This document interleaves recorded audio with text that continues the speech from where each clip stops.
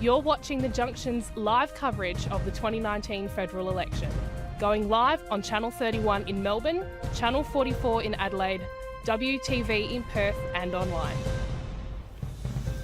Well, the polls have just closed in the eastern states and the votes are being counted right now.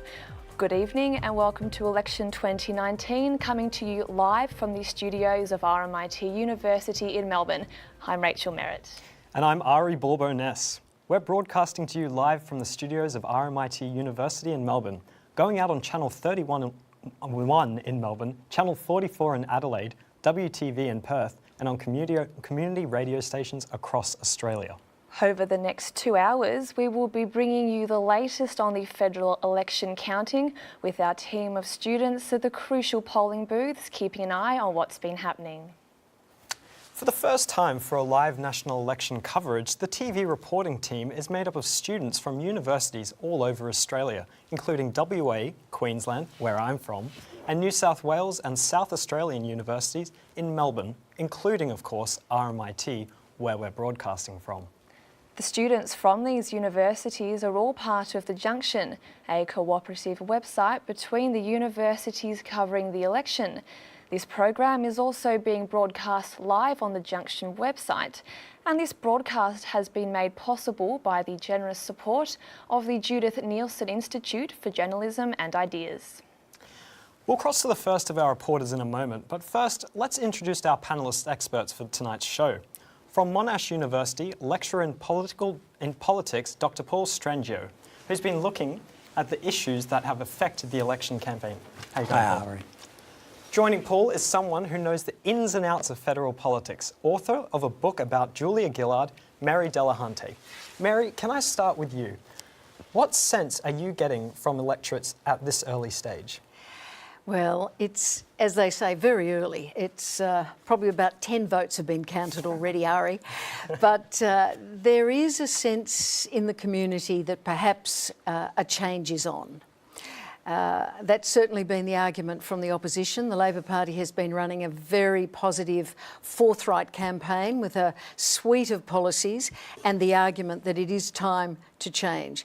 The government has said, no, don't risk change. What you see is what you're probably going to get if you re-elect the Morrison government. But there is a feeling that the climate issue has been predominant this time, and also that more young people have enrolled to vote, and who knows which way they will fall. But in the past, of course, the younger the voter, the more progressive has been their choice. So it could be tonight a change in the tectonic plates of politics in Australia. Well, Mary, we know from the state election last year, Victoria Votes, you were able to predict a Labor landslide win. Do you think that Labor will have the same luck tonight? Well, of course, I am influenced because I'm Victorian, and this is a very progressive state, as we saw last November. A state that is interested in climate change, same-sex marriage, for example, fairly keen to see some changes around climate change policy in particular, but also education and health and big spending in that area. So I think that in Victoria, the Labor Party will do exceptionally well. The other states are a bit harder to call. Queensland is a mystery to me. I'm sorry, Ari, but it's an absolute mystery to me. And New South Wales, I think, will hold for both parties. There won't be much change there. Well, just looking around Australia, people in South Australia still are going to the booths right now. Do you think that the results in the eastern states might affect the way they vote? Not in South Australia. Oh, they're very independent in South Australia. They make up their own mind, is my experience watching these elections. Perhaps in the West it might be different. But I think certainly in South Australia they have a long history, and Paul will know more about this than I, a long history in voting independent of the rest of Australia, particularly the eastern states. Paul, would you like to weigh in on this? Well, I think it's true that there's considerable regional variation between the states, and Mary has already noted that Victoria is a very different place politically, and it has a very different political culture. For example, Western Australia or Queensland. Victoria is now dubbed the Massachusetts of Australia, to say, in other words, that its orthodox position is now to be progressive, default Labor, if you like, and certainly the history since 1980 very much confirms that. In Victoria, Labor has won the two-party preferred vote here 12 out of the last 14 federal elections. But this is a national election, so we will see a lot of variation between the states. I think if Labor wins tonight, and the polls certainly suggest that, they've all landed now on around the 51.5 mark, and that would suggest a reasonably narrow but still workable majority. And I think to not see now a Labor victory, given that all the polls have now pretty well landed on that mark, would suggest a pretty fluky result, and you've got to go in for some pretty strange assumptions about how the coalition could now hang on to government. But I think if it does occur, that Victoria will probably be the bedrock of a Labor victory. So, Paul, you said that Victoria has quite a different political culture to the rest of Australia. As we're broadcasting from Victoria tonight, could you tell us a bit more about that? Well, it is the most progressive state, and we're particularly talking about Melbourne, of course, and this is a product of history, it's a product of demographics, it's a product of multiculturalism, and we see it reflected in so many different ways. You know, the votes in the recent same-sex plebiscite, we see it, you know, even reflected in things like protests. Victorians are naturally, I think, more progressive, more concerned about some of the issues that are seen on the progressive side. And climate change is clearly an issue that has become to exemplify that, and I think will be reflected again in this result here. The Liberal Party is struggling here in Victoria, and one of the reasons undoubtedly has been the view, and this includes voters who normally actually side with the Liberal Party. This is the view that the Liberal Party has dropped the ball on that, has been paralysed, divided. And we saw, I think, a sense of this obviously at the state election, and now the key question is, will that also be manifest tonight federally? Paul, we're seeing a lot of early voting. What do you think that indicates for the government? And Mary, I would like you to jump in on that as well. Look, it is true, and it looks like almost maybe 1/3 of voters, around 30% of voters will have cast an early ballot. This is a trend now. It's been building. We're seeing it both at federal elections and state elections. I don't necessarily think we should read too much into it. You know, there's some belief out there, this shows there's a whole lot of people just waiting with their baseball bats and they've wanted to race to the polling booths to whack the government over the head. I don't think it, I think it's more just a change in voting behaviour. This has now been normalised as a way to vote. And it is one interesting element of this is what issues it creates for the count tonight. We saw in the state election again in November, large pre-poll vote. Because those votes tend to come in late and they're hard to incorporate, it can cause some bumps in the count about mid-evening. Okay, we're going to have to just quickly move on from that one. Dr. Paul Stranjo, Mary, thank you for your insight. We'll be hearing from you across the evening. Feel free to interrupt us at any point with whatever you get coming in. Happy to do so. Thanks. Now we'll cross to Jesse Burns in the green room. He'll give us a rundown on what the key seats playing in this election are. Jesse. Yes, thanks guys. Well, Scott Morrison and Bill Shorten come into tonight's battle not only for the Prime Ministership but also perhaps to decide the future of their political careers. Both entered politics at the 2000 election and have been shaping the parties they now lead pretty much ever since. Their rise, one could argue, almost mirrors each other. Morrison took the reins after the Turnbull government found itself in turmoil, and Shorten rose to the leadership out of the Rudd-Gillard saga back in 2013. At the end of this campaign, one will be Prime Minister and the other's political career, well, it might just be over. Which way will this election swing? We can take a look at some key seats now. So as you can see over here, there's a state in particular that Shorten will need to conquer, and that is Queensland. There are 30 seats up for grabs. Liberals hold 21. 4 are in regional Queensland. For all 4 of these seats, the Adani coal mine looms as a very divisive issue. Scott Morrison hopes of holding and winning the seat of New South Wales is looking positive after the re-election, after the Berejiklian government. Tonight, keep a close eye on Liberal-held seats, in particular Banks and Reid. These seats were won by tight margins in 2016, and both look as though they may swing come the end of tonight. In the last election, Malcolm Turnbull did a great job at reducing Liberal losses in South Australia. 2 key seats include Boothby, the state's only marginal seat, and Sturt, which is held by the outgoing and ever-charismatic Christopher Pyne. Looking closely to where we are broadcasting right here in Victoria, the Prime Minister will be looking at 2 seats in particular, and that is Dunkley and Corangamite. Both are are held by very nominal margins. In the last election, Chisholm was the only Liberal Party gain, but this time around it looks as though Labor is set to take the seat back.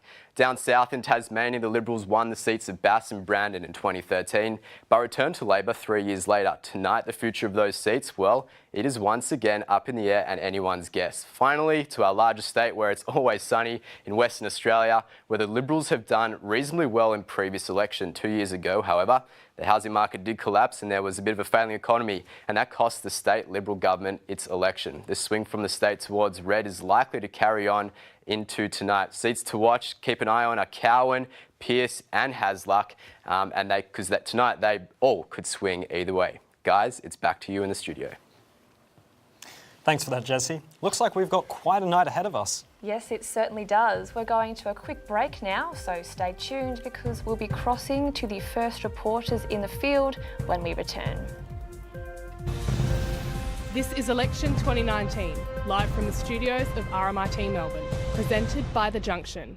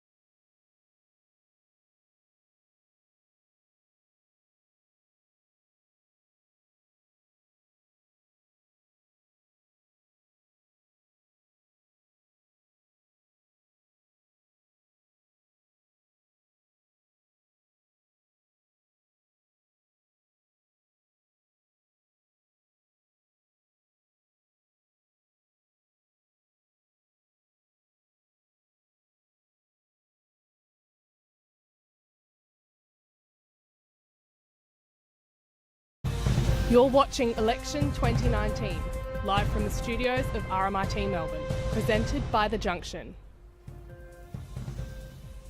Welcome back. You're watching Election 2019 presented by The Junction, coming to you live from the RMIT studios in Melbourne. We're going out live on Channel 31 here in Melbourne, Channel 44 in Adelaide, WTV in Perth, Facebook Live and community radio stations across the nation. Now I bet you're glad you stayed with us because we'll be McCrossin live to our reporter River McCrossin, who's camped out at the Liberal headquarters in Gilmore, New South Wales. River, what's the latest? Well, so far, not much has happened, really. We've had a few people trickle in, mostly media, to be honest. It's 7 p.m. Warren Mundine is expected to arrive. So until then, in the next 10, 15, 20 minutes, we could see some more people start to trickle in. River, what's the feel like in the room there? Well, so far, there's a kind of reluctance to say how this might go, but it's early days. The votings have only just closed. And as the night progresses, we could see that mood change. Now, River, you've been down at the booths in Gilmore speaking to people. What have you been picking up? That's right. We've been down since about 9 a.m. in the morning, early days, and the issues on people's minds, climate change, jobs, and the cost of living, especially for retirees, because Gilmore has a growing retiree or aged population.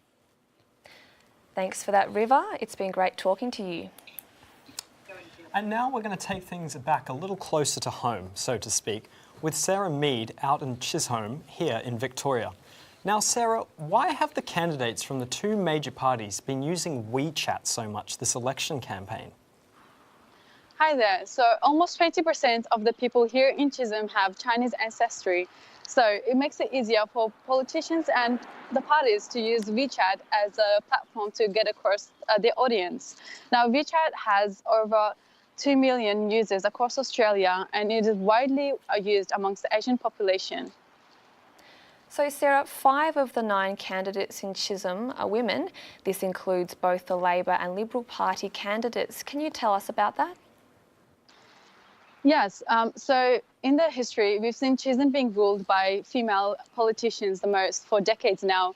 And the fact that 5 out of 9 candidates are female, it makes it look like a strong possibility that a female will win the seats as well. So Sarah, Deakin University's Birdwood campus sits in this electorate. What do students think are the most important issues facing Chisholm? So younger students believe in climate change and environmental health, looking after the environment, as well as mental health, whereas young people like 25, 24, they're looking more into work-related issues. So taxes is one of their concerns. Fantastic stuff there, Sarah. Thank you very much for joining us. You know, there's an interesting point about Chisholm, is that the former MP Julia Banks has actually retired from the Liberal government and gone independent, running against Greg Hunt for Flinders. What do you think is the significance of this, Mary? I think this is very significant. Julia Banks was the only Liberal to win a seat in 2016 against the Labor Party. So she's seen as a bit of a hero in the Liberal Party, but she was very wounded during the internal battle to remove Malcolm Turnbull as Prime Minister. She alleged bullying within the caucus, within the party, and she decided that the party had changed so much in that short time that she would run as an independent. She would vacate Chisholm and she would take on Greg Hunt, Minister in the Morrison government, down in the seat of Flinders. So this is very significant for that seat. There's also been news that the Labor Party has claimed dirty tricks in Chisholm. So they've taken an injunction out with the Australian Electoral Commission complaining that there has been rorts in some of the information written in Mandarin by the Liberal Party trying to influence that very high Chinese vote, as we heard from our reporter there. So that's going to be a great seat to watch. Sorry, I'm just... I think it's going to be a really interesting seat, Ari. It's going to be important. Julia Banks is a great warrior. She could well unseat Greg Hunt, and Labor thinks that they can hold Chisholm. So what does the political future look like for Greg Hunt if he is unseated tonight? Well, it'd be the end of a political dynasty, actually. His father was a very significant minister in the state government. He was one of my predecessors as planning minister here in the state of Victoria. He was much admired, a very successful moderate Liberal. And of course, there are those people who think that in the Liberal Party they're pushing the moderates out, and more extreme right-wingers seem to be in control of the present Liberal Party. That's the view from some Liberal members. I think it would be a shame to lose the Hunt family from politics, but he certainly backed Dutton in that leadership coup which saw Morrison come up through the middle. So he was damaged in that in many people's eyes. Thanks for that, Mary. Now we're going to take a quick look into the preferential voting system, thanks to our friends at the University of Melbourne. Preference voting can be a pretty tricky thing. That's why I've come down to the Melbourne Exhibition Centre here in Southbank to ask early voters how much they really understand about the ballots they just cast. Do you understand anything about preference voting? Not a huge deal at all.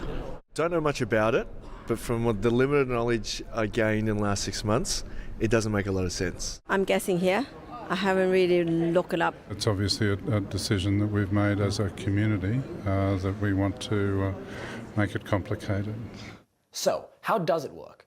To help visualize things, I went out to Woolies and bought 2 kilos of M&Ms. So let's take an imaginary seat in the House of Representatives and look at some first count votes. Labor is red, blue is for the Libs, the Greens are, well, green, the National Party is represented by the yellow M&Ms, and One Nation, they're the brown M&Ms. They'll hate that. After counting first preferences, Labor's in the lead with 35% of the vote. But because an absolute majority of 50% is needed, they haven't won yet. So we take the party with the fewest first preference votes and look at all the second preferences on their ballots. In this case, let's say One Nation splits that between the Libs and the Nationals. Then we redistribute. Still no 50%? That culling and recounting keeps going until one party is able to form an absolute majority and takes the seat. So what's the point? I asked Dr. Clayton Chin at the University of Melbourne to help me out. The advantage of preference voting is the idea that it doesn't only ask a simple question of who you prefer the most, but what your relative feelings, or what your rank is amongst all the other existing parties. So it captures a much more nuanced sense of what an individual voter actually thinks. And that is thought to be, in at least on some accounts, more democratic. A more informed voter is a better voter, and knowing where your vote goes and how it's counted is an important step to achieving that. Imran Arif, Melbourne, election 2019. Well, that's very interesting insight. Next, we've got our reporter Jacinta Neal out in the New South Wales electorate of Reid. Jacinta, how's it going?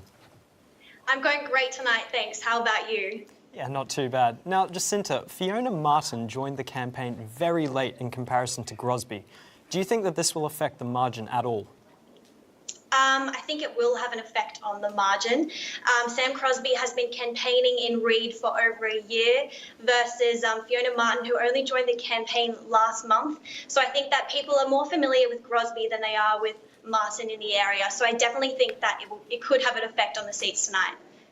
Now, Banks and Reid both need to be won by Labor in order for Shorten to become Prime Minister. Do you think there's a chance there?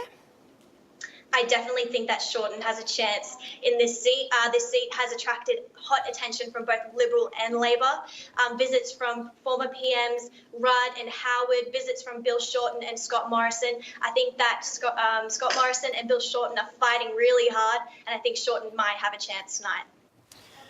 Jacinta, I understand that the economy is a major issue in this election, with over 26,500 small businesses up and running in Reid. Do you think this sentiment plays a major role with the voting? I definitely think that this sentiment plays a major role. Fiona Martin has been backing the economy really strongly in Reid. She announced last week that she would be putting $3.6 million to women in business. She's a business owner herself, being a child psychologist. I think that people definitely identify with her small business values. I think that people definitely might be swung Liberal because of that small business emphasis. Thanks for that, Jacinta. We're going to take a quick break now, but don't go anywhere. We'll be right back with Jesse Burns in the green room. This is Election 2019, live from the studios of RMIT Melbourne, presented by The Junction.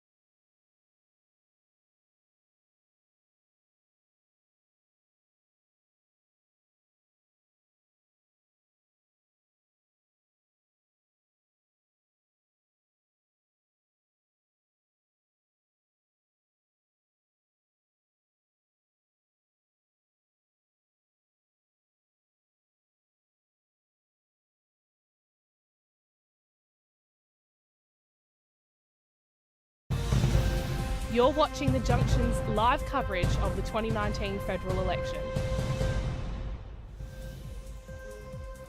Welcome back to Election 2019, presented by The Junction, the only national election broadcast brought to you entirely by university students. That's right, Rachel. You're with us live on Channel 31 in Melbourne, Channel 44 in Adelaide, WTV in Perth, Facebook Live and community radio stations across the country. We're going to jump straight back into the action now with our statsman Jesse Burns over in the green room, who's going to give us the take on the double dissolution from 2016. Jesse.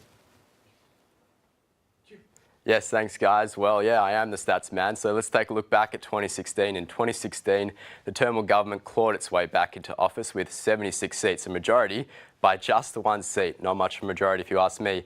Labor ended that election with 69 seats, but had gained a lot of ground, winning 14 seats from the coalition.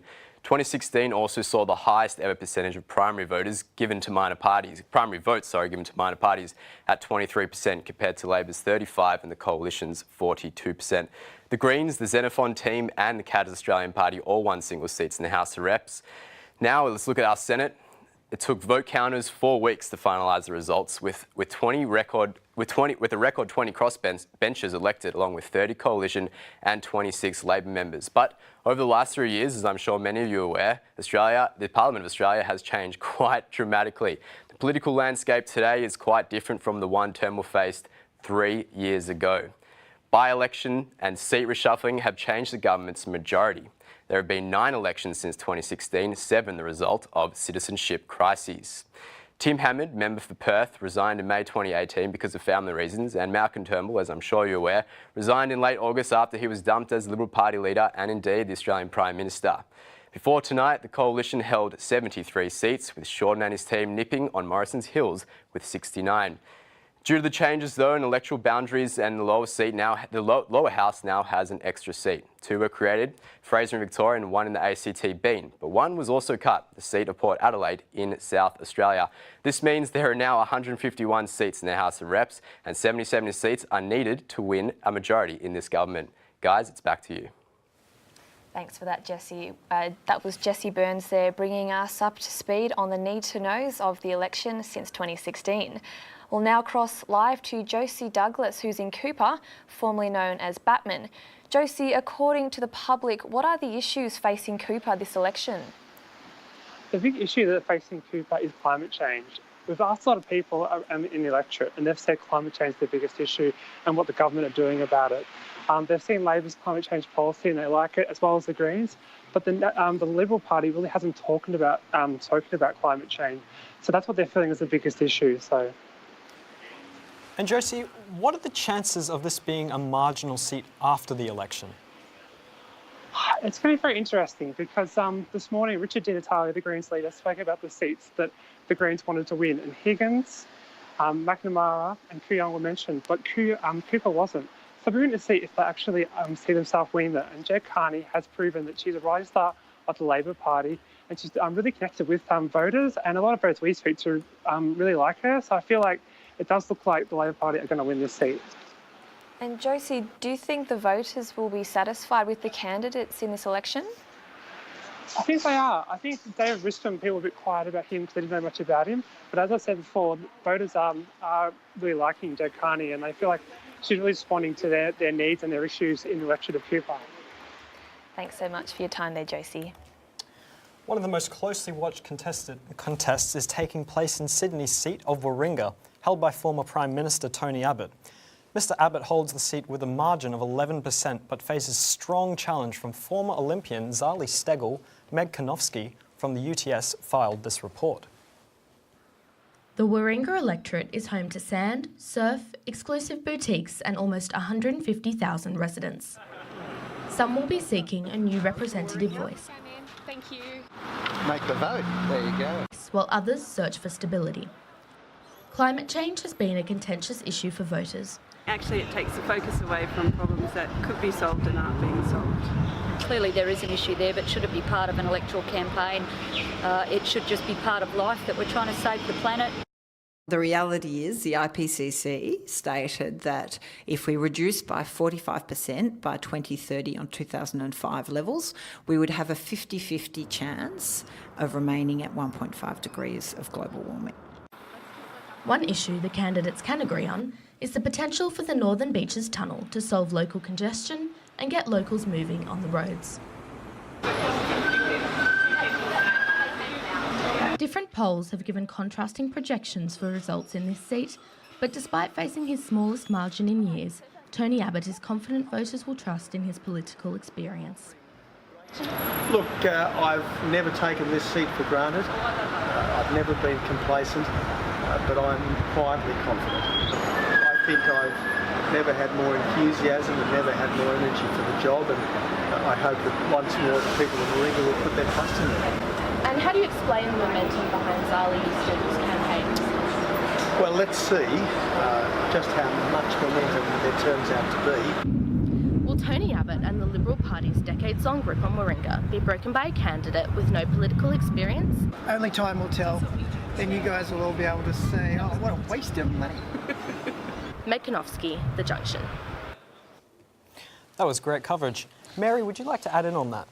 Well, it's going to be an interesting election. If Tony Abbott does lose that seat of Warringah, it truly is a change of the guard, because if Tony loses that seat and an independent takes it from him, you'll have Tony Abbott leaving the parliament.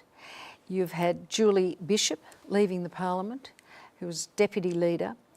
There's a big risk with Barnaby Joyce, who was deputy leader of the country, head of the Nationals. And of course, you've got Christopher Pyne, who was leader in the House for the Liberals, who's left the parliament. So there's big changes. It's physically going to look very, very different. Thanks for that, Mary. Right now, we're crossing to Braden Jason, who's coming to us from our government's Home Affairs Minister, Peter Dutton's seat of Dickson, up in the Sunshine Coast. Now, Braden, Dickson has been a hotly contested seat in past election. How is this year stacking up? Today is definitely living up to expectations. It's gearing up to be a close race between the 18th year member for Dickson, Peter Dutton, and his competitor, Ali France from Labor. I can tell you that Labor needs a 1.7% swing to overthrow Mr Dutton, who is clearly a scalp that Labor wants to take. But at the moment, it's too close to call, so we'll fill you in with how the night unfolds. Braden, can you tell us a little about the electorate? Yeah, the seat of Dickson is situated to the northwest of Greater Brisbane. The Adam metropolitan area is majoritively residential and houses both the Brisbane and Moreton Bay regional councils. Some suburbs to note include Edens Hill, home to the iconic music venue, and also Strathpine, home to both Strathpine Shopping Centre and also Peter Dutton's office, which is behind me. Peter Dutton's office was infamously vandalised back in 2018 during his failed prime ministership attempt. This is obviously not the first time Dickson has been in the national spotlight, and it will continue to do so as the night goes on. Now, Braden, Peter Dutton has held the seat for many years. Do you think it's likely he's going to regain his seat tonight? Peter Dutton has held his seat for Dickson since 2001, and during that time he has been both the Immigration Minister and also, in more recent times, the Minister of Home Affairs. I can tell you that the people of Dickson clearly love their member, which is why they're voting him in time and time again. But also, as I mentioned before, Labor is out for Mr Dutton, and this seat will help them gain the majority of the coalition. But obviously at the moment it's too close to call, so we'll keep you up to date from Dickson. So what has the vibe been like amongst voters at Dickson booths today? Well, not even the rain today in Dickson could cut through the tension at voting booths. In talking to a multitude of voters and volunteers, only one brave Greens member would speak to us. This just shows how close the race is going to be between the two major parties, and it could come down to minor party preferences such as the Greens to decide who will become the coalition. Fantastic stuff there, Braden. Keep up that good work. We have one more interstate trip to make before our break. We've got Kelly Royal in the electorate of Sydney. What's the atmosphere like where you are?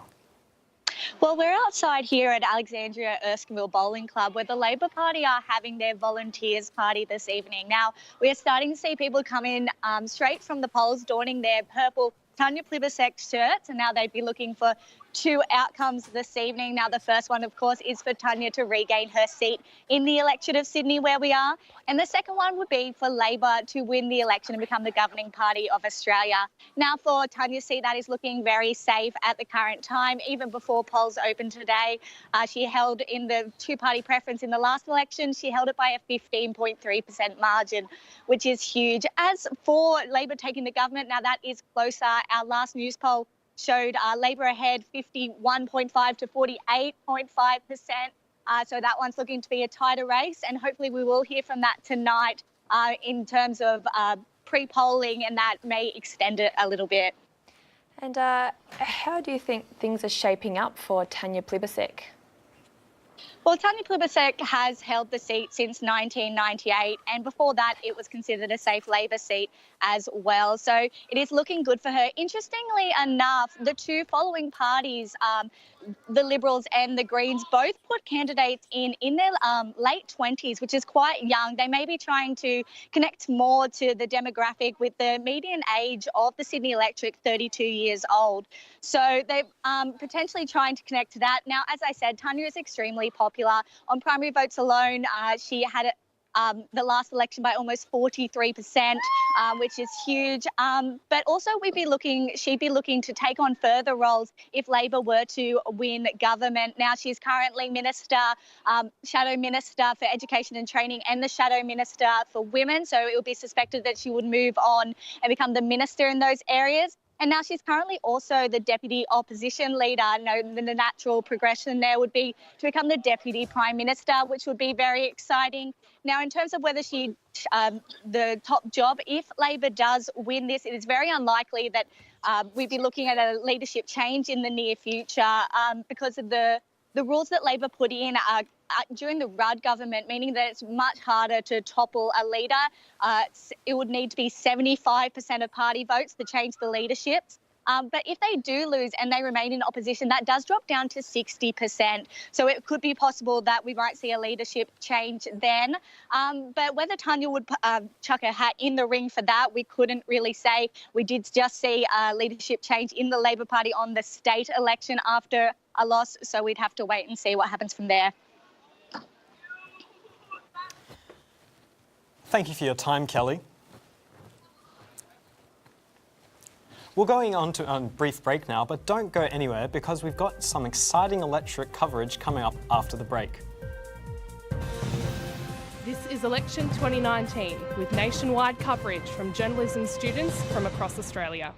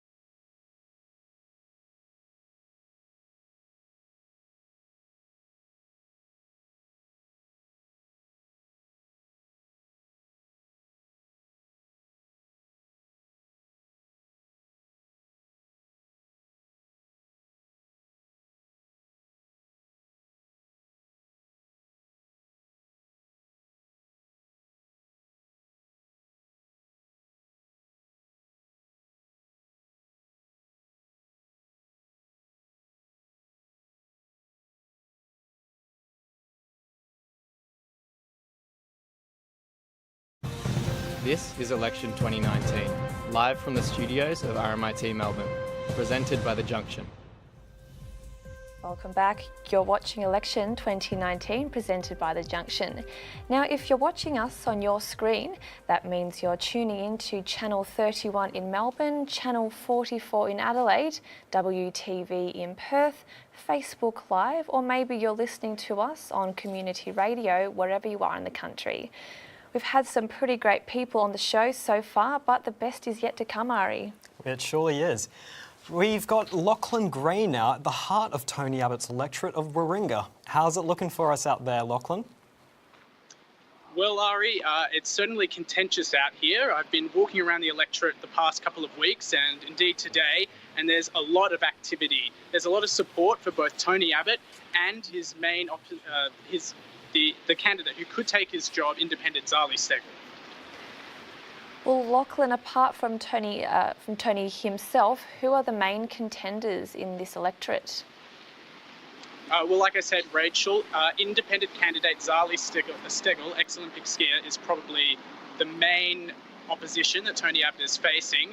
But we also have Labor candidate Dean Harris, who's been campaigning a lot. And then we've got independents such as Susan Mullen-Coons, Palmer United, Fraser Anning, and of course the Greens. Why is this a significant election for Warringah? This is a significant election for Warringah because Warringah is a seat that's actually voted Conservative before the Liberal Party even existed. And since the Liberal Party has existed, they voted them in every single time.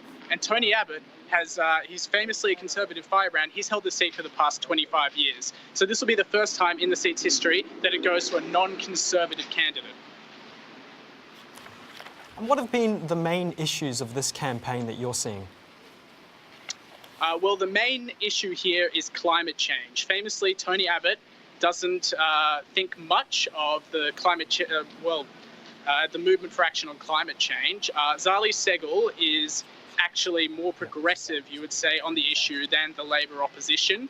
She's moving very hard in the climate change area, and that's something that locals here care a lot about. Yes, thanks for that, Lachlan. Well, it sounds like Tony may have a bit of a fight on his hands tonight. Thanks for that. Now, Paul, I wanted to ask you, what do you think Abbott's loss would symbolise, given that he's become the visible face of the Liberal Party's Conservative faction? I think it would be a very important moment, particularly if the Liberal Party then loses government tonight, because we can expect that there'll be a period of intense soul-searching within the Liberal Party and quite likely something of a conflict between the different ideological elements within that party, and the loss of Abbott as a very high-profile social conservative in the party, and potentially the fact that what this symbolises in terms of a seat like Warringah. These are inner-urban, blue-chip Liberal seats. I think it's the second most affluent seat in Australia. But if those seats are now turning against the Liberal Party, and we might also see this replicated in places like Higgins and Kooyong, and we'll watch the swings there, a gulf between its constituencies. We heard a lot in the past about Labor's problems in balancing the outer suburbs and the inner city, where the Greens have been challenging Labor. But that problem is now being mirrored, I think, for the Liberal Party. So the question is, which way does it head? My answer was it has to head back into the centre, because the centre is where Australian politics has always fought and won. And the key question for the Liberal Party, possibly out of tonight, will be, have they shifted too far to the Conservative edge, and what do they do now? Because another element of this, they're also losing a lot of progressive members, have actually gone even before tonight's campaign. So I think we're going to go through an intense period of soul-searching and potential inner conflict in the Liberal Party about deciding what sort of party they want to be and how they balance, as they've always had to balance, those conservative and liberal impulses. I think there'll be blood on the floor. if they lose in the Liberal Party. I think it'll be very, very nasty. As you've described, Paul, there's been a battle for the soul of the modern Liberal Party, and they've moved very far to the right. It has been said. And that was the battle between the Abbott and the Turnbull forces. What is the soul of the Liberal Party? Is it in the centre or is it on the right? And I think if the party loses tonight and loses badly and loses those key blue chip seats that you've just mentioned, I think Tony Abbott will be lined up by a lot of moderates and said, you're responsible. And you know, 25 years, a quarter of a century, he's been representing this particular electorate, and his views on climate change have flip-flopped all over the place. But I think he's missed the zeitgeist. He missed it on same-sex marriage. He certainly missed it on women, and women are going to play a really important role in this election in some of those key marginal seats. And he's missed it, in the view of many Liberals, on climate change. It's going to be fascinating to see if Zali Steggall can make that big change. Thanks so much for that, Mary and Paul. Now, we're going to the New South Wales coast now, where healthcare is one of the key issues in the seat of Gilmore. Both the Prime Minister and the opposition leader have announced increased health spending in the electorate. Patrick Bell from the University of Wollongong is from Nowra. It seems one issue this election has caught plenty of voters' attention in the ultra-marginal seat of Gilmore. Hello, Fiona. The parties know it as well. Opposition leader Bill Shorten used a visit to Nowra to announce $250 million to reduce waiting times and improve follow-up treatments, a visit welcomed by Labor's candidate in the seat, Fiona Phillips. And I've lost count of the amount of people that I've met that have been waiting sometimes for a couple of years for elective surgery. We need to give patients options to be treated closer to home in these super clinics rather than all just being admitted into hospital. The visit came just 3 days after the Prime Minister pledged $128 million for the nearby Shellharbour Hospital. Liberal candidate Warren Mundine has been talking up his side's track record on health spending. The coalition government's been pumping a lot of money into health. It's been record amounts of money. You're looking at the record amounts also for the PBS. The health of the nation is always a big issue, and it seems like both major parties are making a play for people's votes on that very issue right here in Gilmore. The only question left, of course, is which side wins more votes. Patrick Bell in Gilmore for election 2019. Now from La Trobe University in Melbourne, we have Cody Matheson-Lowe reporting live from the electorate of La Trobe. And Cody, what does the Labor Party actually promise for the district this election? Hey guys, so the Labor Party has promised a better education system out here in the La Trobe electorate. So we're up here at Pakenham Secondary College, and it's interesting to note that this place does seem to need a bit of an update. And in the more upscale areas such as Pakenham and Berwick is the same, but also pushing out towards the more regional areas of this electorate, such as Jambrook, which moves closer towards the South Gippsland area. Now, Cody, apart from the two major parties, which independents have been running, and what does that say about the area? It's interesting to note that there are three very conservative independent parties out here that didn't run last election. So that would be the Pauline Hanson's One Nation. That would also be the United Australia Party and Rise Up Australia. So it'd be interesting to see how that affects the voting. Now, the Liberals are expected to win by about 1.8% from Newspoll. So it does leave a bit of room for Labor to win. Thank you, Cody. Don't forget to stay warm out there. Will do. Now we're going out to our friends in Adelaide. Now we have Nick McGrath with the latest from Boothby, where there seems to have been persistent rumours of a swing to Labor. What's the likelihood of that coming to fruition, Nick? Yeah, good evening, Rachel. It looks as though it's potentially not on as much as we thought it was even a week or so ago. On Tuesday, our prominent paper here in South Australia, The Advertiser, released a poll in Boothby indicating the sitting member for Liberal, Nicole Flint, was up, her primary vote was up about 6 percentage points on 2016 when she won. And if that comes to fruition, I do not think Boothby will change hands tonight. In 2016, nearly 20% of the votes went to the Xenophon candidate. Is there any idea how these votes are going to go now that there's no one running under that banner?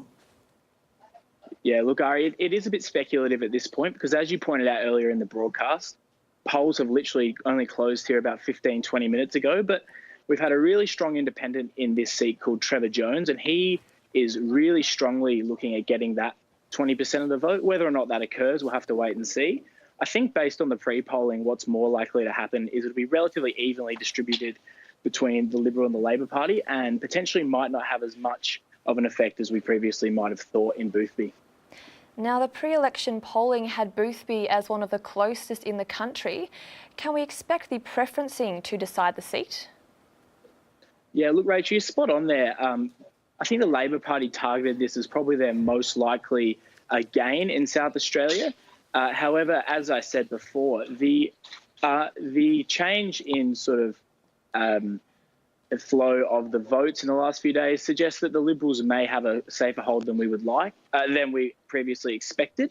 So on that grounds, probably not. However, what we can tell you is, as it looks nationally, it looks like the Palmer United Party won't have much of a say. So whether the other preferences do or not, that's a wait and see. But as we said, it looks as though a safe but small Liberal hold here. Good on you, Nick. Thanks for that. It's time to take another short break for us, but we'll be bringing you back the news straight from the electorate and visit Jesse in the green room again. Don't go anywhere. This is Election 2019, with nationwide coverage from journalism students from across Australia.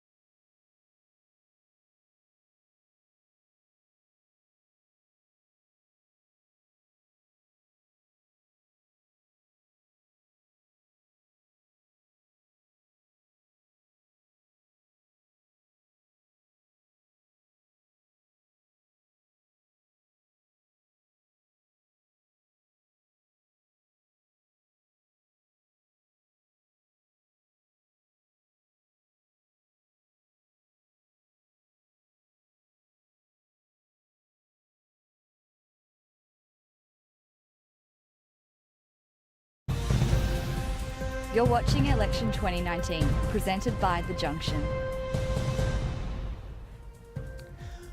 Welcome back, ladies and gentlemen. You're turning into Election 2019. Coming to you from the RMIT studios in Melbourne across Channel 31, Channel 44 in Adelaide, WTV in Perth, Facebook Live and community radio stations across Australia. We're going to cross the reins over to Jesse Burns in the green room, who's going to give us a closer look at some of the interesting trends between climate change and immigration over the last few years. Jesse. Yes, thanks guys. Well, we thought we'd take you a bit of around Australia, looking at Twitter and trends and Google Trends as well.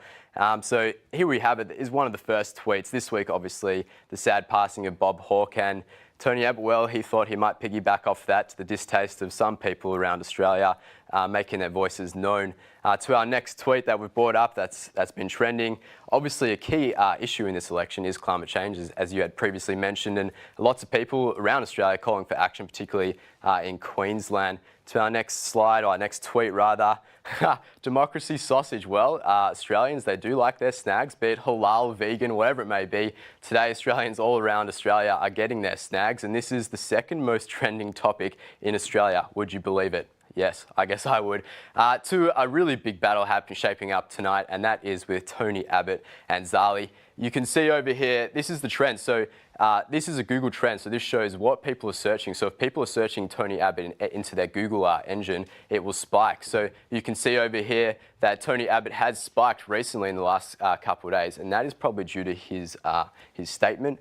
People obviously not too happy about it, or they just want to find out. So that's showing that. But you can see Zali's that she's had a little bit of a rise down here, sort of bringing her back up even par with Tony Abbott. A really good indicator of where people's interest lies. Looking at another slide now, you can see over here, so in our yellow line we have immigration, and in our blue line we have climate. At the last election, this is around the last election, you can see climate was a really big issue. Probably the election before, as you might remember, that Tony Abbott was talking a lot about the boat people and that sort of rhetoric. So it was a big issue last election, but it's slowly dipped. And as you can see, climate change has started to reach about the same level of interest in Australia. And there's one particular peak that's worth looking at, and that's this one here. Obviously, the Adani mine has been a very big issue in this election, and it will swing voters either way. It's a divisive issue. But guys, for now, it's back to you in the studio. Thank you for that fascinating parallel there, Jesse. Well, it's almost the top of the hour and we're dying to know what you think of the night so far. Mary, have your predictions shifted at all in the last hour? No, they haven't shifted. It's so early. I think it's about 2% of the count in some booths, and of course Western Australia is still voting. But it's interesting. I mean, these are just little vignettes that are popping up. It seems that Kevin Andrews in Menzies here in outer Melbourne is facing quite a big swing against him. He's one of the senior, long-serving Liberal ministers. And of course, he's been in the parliament a very, very long time. He's on the right wing of the Liberal Party. And if this swing means anything, which of course it doesn't so early, it could be an indicator. But I'm not betting the house on that just yet. Well, we'll be interested to see how this one plays out. We're now going to chat with Kate Purnell from Edith Cowan University, who's camped out in Hasluck for the evening. I'm intrigued, Kate. What events have led to the small margin of the 2.1% between these two big parties? Right, well, in the electorate of Hasluck, since Ken Wyatt, the Liberal MP who currently holds the seat, he gained it in 2010, it has always been a very tight margin.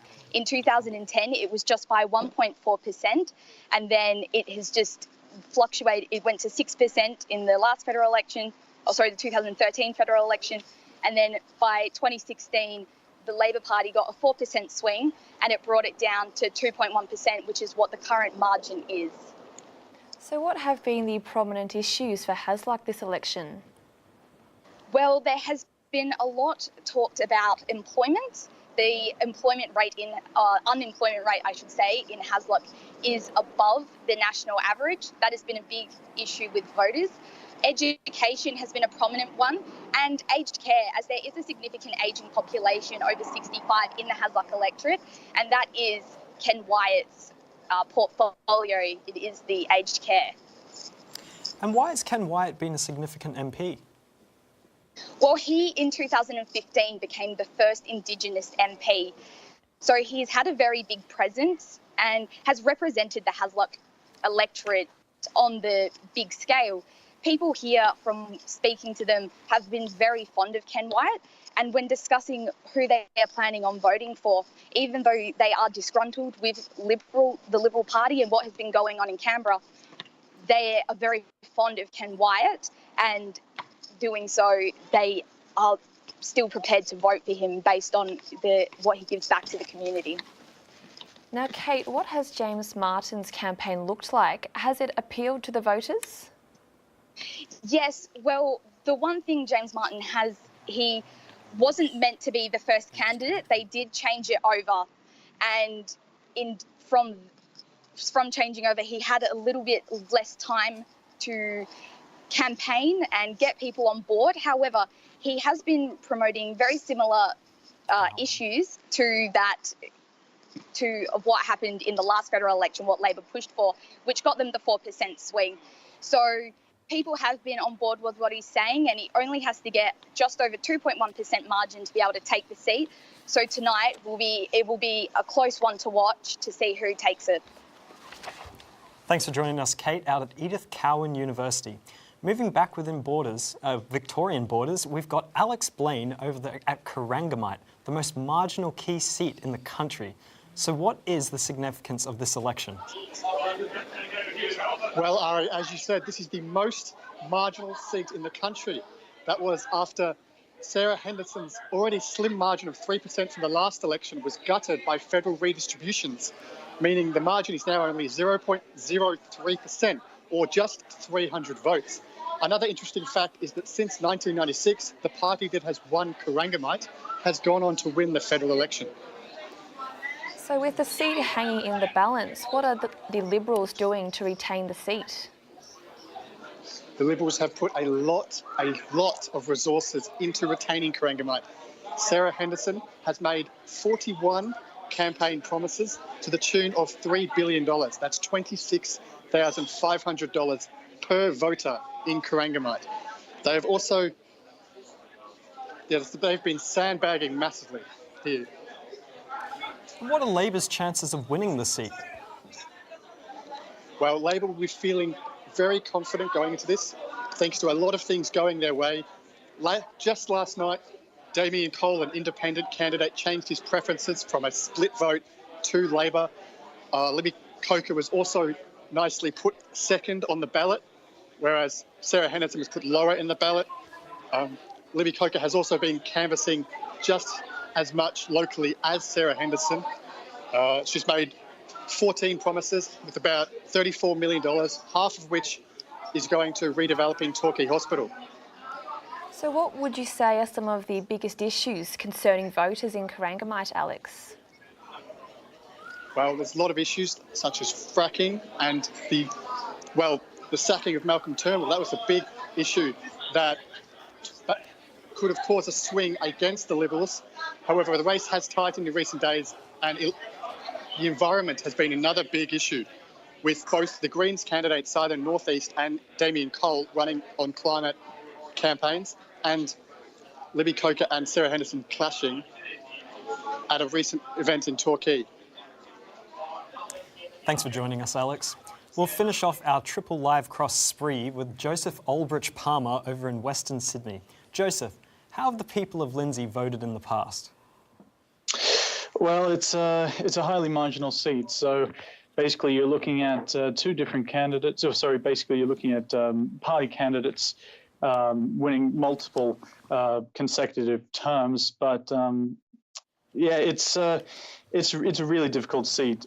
Traditionally, the ruling party has won Lindsay, and that did change in 2016, though, when Emma Husar was elected to the lower house.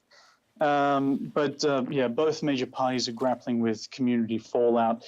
Last year, Emma Husar, the incumbent, or rather outgoing Labor MP, she was dogged by allegations of misconduct. Now, that is being reviewed before a court, but most of it was proved to be false. However, Diane Beamer, the current Labor candidate, she did win that pre-selection. So, similarly, the Liberal Party, they did take a hit as well in Lindsay with the leadership bill last year. It saw Malcolm Turnbull lose the prime ministership. Basically, well, I mean, as you know, the leadership bill saw support for the coalition drop nationally, but that was certainly concentrated in marginal seats like Lindsay. Now, Joseph, what are some of the main issues for the area of Lindsay? So Nepean Hospital is probably the biggest issue. Labor leader Bill Shorten was just joined, or rather he came out and visited the electorate to prop up support with Diane Beamer. During that visit, he pledged $125 million to the Nepean Hospital Cancer Centre. Now, that was a big moment for Diane Beamer because back 22 years ago, when she was in state politics, she was actually instrumental in getting the cancer centre up and running in the first place.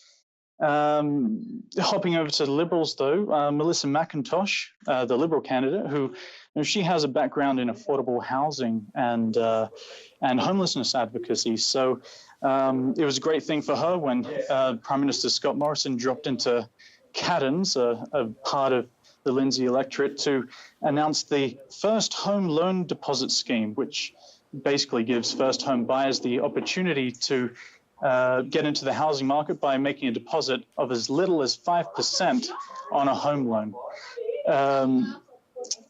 Another massive issue is Western Sydney Airport. So the government, it's received bipartisan support, but the government committed $5.3 billion in equity to fully fund the development of the airport. It's looking at 28,000 direct jobs as well as about 18,000 indirect jobs. But Labor is hoping to push that indirect number higher, preferably by, through infrastructure such as public transport, train lines and whatnot. Thanks for that, Joseph. Now, Paul, given that Lindsay has a history of being a bellwether seat in Sydney's western suburbs and its related history of volatility, do you think the Liberals are targeting it in the hope that it could offset the losses somewhere else? Certainly, it's been one of the ones that the Liberal Party believes it could claim because of the problems that have occurred for the Labor Party, what happened to Emma Husser, the loss of incumbency. And we should always remember that incumbency is a very powerful thing, and therefore her having to retire from the seat has left it vulnerable for the Liberal Party. And it has looked across Australia to see where it might find potentially a handful of seats. We've repeatedly heard that there's a very narrow path back to government for the coalition, seats here and there, perhaps the most marginal seat in northern Queensland based on Townsville, Herbert, for example, but another seat like Lindsay, seats in Tasmania potentially. And so they have certainly focused intently on claiming it back, and they've been quite confident in the past week or so that it's within their grasp. So it's certainly one to keep a close eye on tonight. It's interesting that we're getting some movement out of Queensland. I think we said at the beginning, Ari and Rachel, that Queensland was going to be significant in this election. They've certainly held in Groom. That's been held by the Liberal Nationals. Their vote has increased by 7%. Now that's a very strong showing for the LNP. In Farrer, which is down on the Murray, and that's of course the issue of water and lack of water and dead fish, which you might remember. Susan Lee, who has 20 years in the Parliament, she was looking a little bit shaky against an independent. She has had so far a swing of 10% against her, but that's nowhere near enough for her to lose the seat. And also in Queensland, the Katter Party has held Kennedy. So the Conservatives are doing very well in Queensland so far. Thanks for chiming in on those, guys. We're now going to go to the heart of Melbourne, where Fatima Haloum is going to give us the latest from the Greens' stronghold. Helena, both of the candidates from the Labor's Clive Palmer were forced out in the last 2 weeks of the campaign over comments that they have made on social media and elsewhere. How likely is it that this will affect the result? Yeah, so the seat of Melbourne has always, for the past 9 years, been a strong and safe Green seat. The election is going to be very much driven by climate change, and Adam Bant, so the Greens candidate, has been a big advocate for it, as was Luke Creasy, the Labor candidate, and he was forced out of the race due to comments he made on his social media. And the other candidates running as well won't really pose a threat to Adam Bant or the seat of Melbourne, because they joined the race quite late and they've been running really low-key campaigns. So Adam Bant is most likely going to be re-elected into the seat of Melbourne. 1.6% of votes have been counted, and he does hold most of those at the moment. I believe it's over 50% so far. So yeah, that's what's been happening here. So Melbourne is a seat held by Labor since its inception. That was until Adam Bant won it and secured the Greens' first and still their only lower house seat in 2010. Now, how important is that seat to the Greens, given that voice it gives the party in the House of Representatives in what is a very tight parliament? Yeah, so previously the Greens only held one seat in the lower house, and that was Melbourne. But polls suggest that there could be an outside chance of 2 other electorates, and that would be huge for the Greens because that would then match their voice in the Senate. So it is important that they maintain this seat, and if it is a very close election, we are expecting the Greens to hold some power and to leverage over the elected government to push policies like climate change. And yeah. Thank you for your time, Helene. We're going to give you the next 2 minutes of ad breaks, but don't worry, we'll be right back. You're watching Election 2019, presented by The Junction.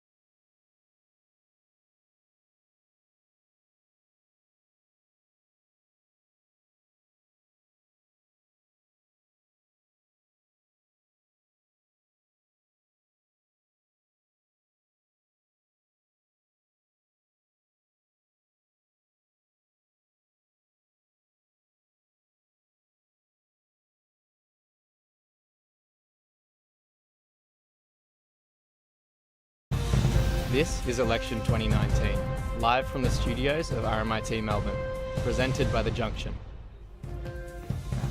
Welcome back. You're tuning to Election 2019, presented by The Junction. Now, we've had some breaking news for the seats of Queensland, and we'll throw to Mary Delahunty. Mary, what's the latest? Well, it seems that Queensland is holding for the Liberal National Party. Indeed, we've already mentioned Groom with a 7% increase on 2016. Maranoa is also being held by the Liberal National Party, Wide Bay, and also the seat of Wright, with a 4% swing to the Liberal National Party. In Wide Bay, 5.5% swing. Now, this might sound alarming. It's probably a correction, because you might recall that in 2016, Queensland swung violently against the Liberal National Party.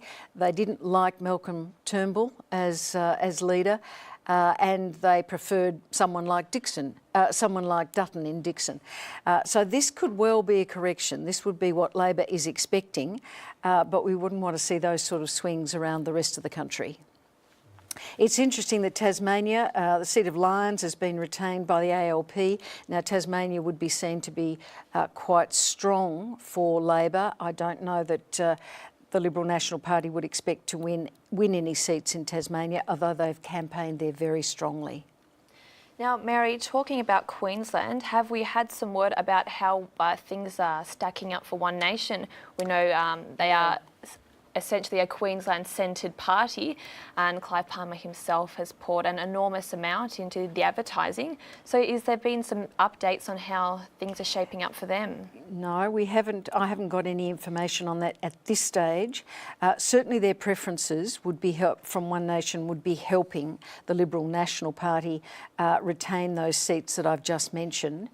The Clive Palmer party has spent an enormous amount of money. I think it's around about $70 million. Instead of paying his workers entitlements at the nickel mine in Queensland, he's chosen to spend the $70 million on advertising. I think it'll be interesting to see if you can buy a seat in the Parliament. Thanks so much for that, Mary. Now, we're glad that you've stuck with us, because we've got Sarah Booth live from Menzies. And Sarah, what's the atmosphere been like down there today? Hi, Rachel. It's been a pretty positive atmosphere down here in Menzies today. I spoke to the Liberal candidate Kevin Andrews earlier, and he said that there'd been no hostility today. And speaking to volunteers, they were all, they said that voters had been receptive towards them. And when I spoke to Stella Yee, the Labor candidate, while she wouldn't say whether she thought she would win or not, she did say that she doesn't think Menzies will ever be taken for granted again. And what are some of the key issues facing Menzies this election? Well, Doncaster, one of the suburbs in Menzies, does not have a train station, and this comes up quite a lot. So there's been promises by both major parties about public transports and roads. We saw Labor, which has pledged money for the suburban rail loop, which could potentially include a Doncaster railway station, whereas Liberals have promised funding to upgrade one of the key roads in the areas. But moving away from the policy level, there's also been discussion around the Liberal candidate, Kevin Andrews. Get Up has been running a campaign, Vote Out the Far Right, against Mr Andrews. Kevin Andrews supported Peter Dutton in the leadership Libs bill, and he campaigned for the no side in the same-sex marriage plebiscite. So there has been some campaigning in the area saying that he doesn't represent the views of the people of Menzies. Now, Sarah, the boundaries for Menzies have changed since the last election. How likely is this to impact the results today? Correct. The boundaries have changed. Where I'm standing here in Eltham right now actually used to be part of the electorate of Jagga. So this area, unlike the other areas in Menzies, is much more pro-Labor. This polling booth that I'm at right now actually voted 53% in Labor's favour in the last election. So adding these regions to Menzies will have a bit of an impact, but not too much. ABC calculates that the Liberal margin with these new seats factored in would slip from 10.6% to 7.8%. So it won't impact the results enough to change who wins the seat. There would still need to be people changing who they voted for last time in order for us to see any impact. Brilliant. Thanks for that, Sarah. Staying in Victoria now, we cross to Brodie Everest from the University of Melbourne. Brodie, what's the situation so far? Well, here I am in Young Street, in the heart of Frankston, and Frankston really is the heart of Dunkley. At the moment, with 3.7% of the vote counted, Peter Murphy, the Labor candidate, is ahead of Chris Kruger, the Liberal candidate. We've been out at polling stations today talking to volunteers and voters, and one of the big messages is it has been very quiet. Clearly, a lot of people have been voting at the pre-polling centres. Also, Darren Hinch actually visited a polling station in Langwarrin today as well, which is quite interesting. Now, Brodie, how has this differed from the last election? Well, the big difference is a redistribution. In 2018, the AEC changed the boundaries for Dunkley, adding the northern suburbs of Carrum and Skye and removing the southern end, the Mornington end of Dunkley, meaning that it is now a notional Labor seat, whereas previously it was a notional Liberal seat and was held by the Liberals since 1996. And what campaign policies have really resonated with the voters in Dunkley? Well, it's hard to say. We've had a variety of responses when we've been talking to voters yesterday and today. There have been some big ticket items like the environment, like climate change and the economy, but there have also been some local issues such as health and aged care. Here in Dunkley, there are 2 major hospitals and there's a lot of care facilities and a lot of people work in those areas. So health is really an area that people have talked about, and it's an area that affects people directly here in Dunkley. Now, how much of an impact have the minor parties made? Well, it's difficult to say, but they've certainly been active here in Dunkley. Again, as Darren Hinch has been here, we've been seeing Hinch Party volunteers, and we've been seeing United Australia Party volunteers as well. Darren Hinch has preferenced the Labor Party, but the United Australia Party has preferenced the Liberals. So, look, they really could have an impact in this seat. Thanks for that info, Brodie. We're going to jump across in a few states and have a chat with Tilly Hannett out in Moncrief, Queensland. Tilly, who's the fan favourite candidate over there? Hi guys, I am here from the Bowls Club in Broadbeach, where Angie Bell here for the Liberal National Party of Moncrief, Gold Coast, will be celebrating hopefully her win. Angie, how much preparation goes into an election like this? An enormous amount of preparation, Tilly. There are hundreds and hundreds of volunteers who give their time to make sure that all of the polling booths are manned, that the candidates looked after, and that people know how to vote. Yep, and how confident are you in this election? Oh, look, there's no such thing as a safe seat anymore, Tilly, but I guess the margin here historically is quite large. Yeah. Angie is currently sitting at around 62% with her vote, and the candidate and the electorate from Moncrief has held the seat since 1984. Are there any big issues for the area? One of the major issues would be the extension of the light rail, which they want to extend from Broadbeach to Burleigh Heads. Angie, you're a big supporter of this, aren't you? Absolutely. To be a global city and globally competitive, we need to make sure that there's connectivity to the airport via light rail, absolutely. Thanks. Wonderful stuff there, Tilly. Now we're going to throw to our panellist, Mary, who's had some breaking news.